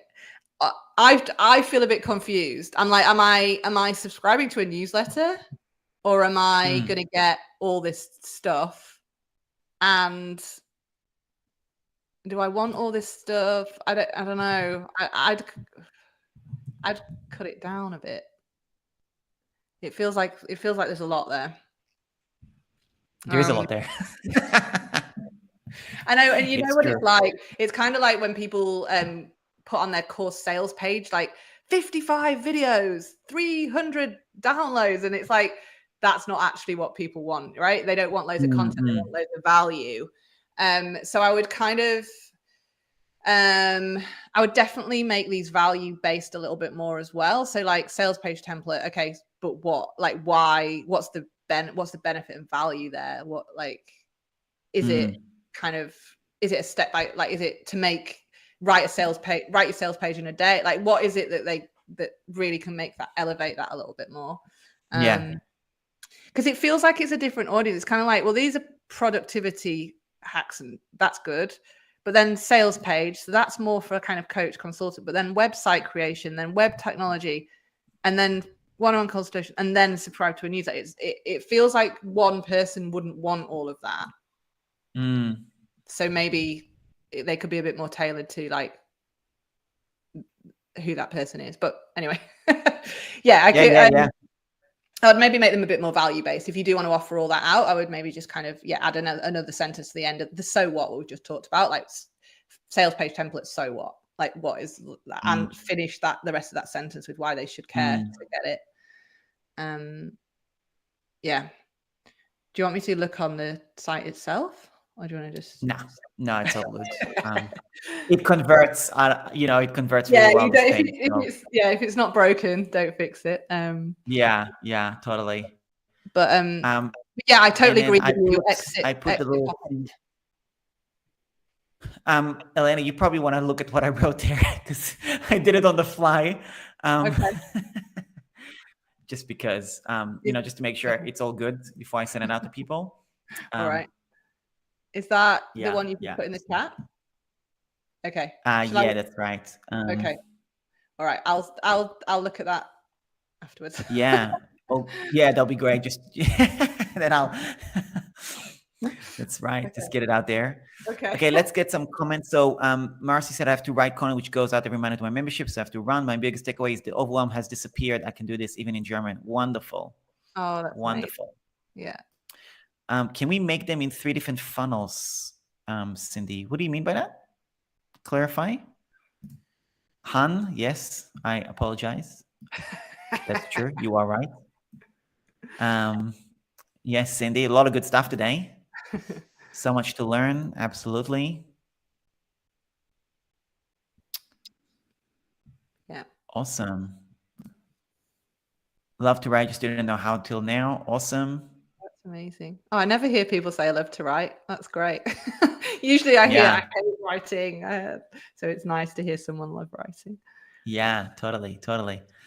Awesome. So I think if anybody, if you got more time, I don't mind. We're doing more. It's totally up to you. We've kind of exceeded our.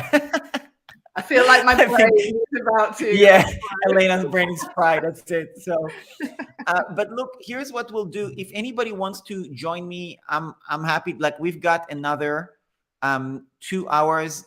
Yes, Han, I know you're joking. It's all good. We've got another 2 hours before the next session with the ClipScribe CEO, Craig Lillard. So what we'll do is, this is kind of end up being a bit of the co-working. If you leave a chat in the comment, if you want to hop with me on Zoom, I'll be available. Just say the word Zoom if you are interested to do a bit of co-working on Zoom. And if you want, like, your brain is fried like Elena's, that's okay too. Totally understandable. We can take a 2-hour break and then come back. So that's okay. To fans, I'm asking purely to like what's going to be the most valuable for people. So type the word Zoom if you want to hop on Zoom, or if you're happy, just share some love with Elena on the chat, basically. Thank you. Yeah. Elena, did you see the link that I sent you? Yes, I have the link. Let me just check it out. Have a quick browse and let me know. Okay, I'll just copy it again just in case. I'll send it to you on Messenger as well. Great. Yeah, I'll have a look. It's short. Give you an email. It's short and sweet. It would be. I mean, you can't believe you've just whipped it up while we were on the call. You're right. You like to get things live. Oh yeah, I've got it all set up. I thought. Totally. Fried. Yeah. Absolutely. Yep, absolutely. Yeah, fried as well. Okay, no worries. I don't blame you. It's all good. So look, I think a huge thank you for joining us today. Super valuable. I think a lot of people enjoy it. Barbara, you're good for Zoom. Let's do it. I'll be on Zoom, so no worries. So for those that want to come with me on Zoom, I'll be there for an hour. If you want to come work for an hour, perfect. If you don't, that's totally fine. And so I will leave on the screen. You just go to our run.link/Zoom. You could just go there now and be in the waiting room, and I'll join you in 2 minutes. But yeah, huge thank you, Elena. If you're watching the replay or you're still here and you are in my membership, or you are VIP, or you have the all access pass, you will get a copy of this replay. I know we covered a lot. So the way it's going to work is I have a virtual assistant who literally watches every session from the beginning. It's all transcribed automatically. She then does chapters for each part so they can refer back to the right section that they're interested in. Wow. And she'll do a bullet point summary on all the different nuggets that has come through as well. So you can expect that as well. So definitely, if if you're interested in that and you're not in my membership, my VIP or the all access pass, then that's, you know, that the replay is going to be available just like this for 24 hours. But then all the other like stuff that I just mentioned, that will all be included once I have it all done. Like when the summit is all done, I'll have it all included. So yeah, so you can just go to the link of the Summit Hub and then look into all of that. So I don't even think I changed the price to $37. I just haven't had time. So it's still $27 if you want to check it out. I just haven't had time to change it. So yeah. So anyway, we'll pretty much wrap it up here. But thanks a lot, Elena. Thank you. Thanks for having me, Eran. And yeah, I hope everybody learned a lot. And yeah, claps to everyone here for your commitment. And I hope you enjoy the rest of the summit. You've got some amazing content and speakers. So yeah, very good. Thanks for having me. All right. All right. See ya. Thank you. Bye-bye.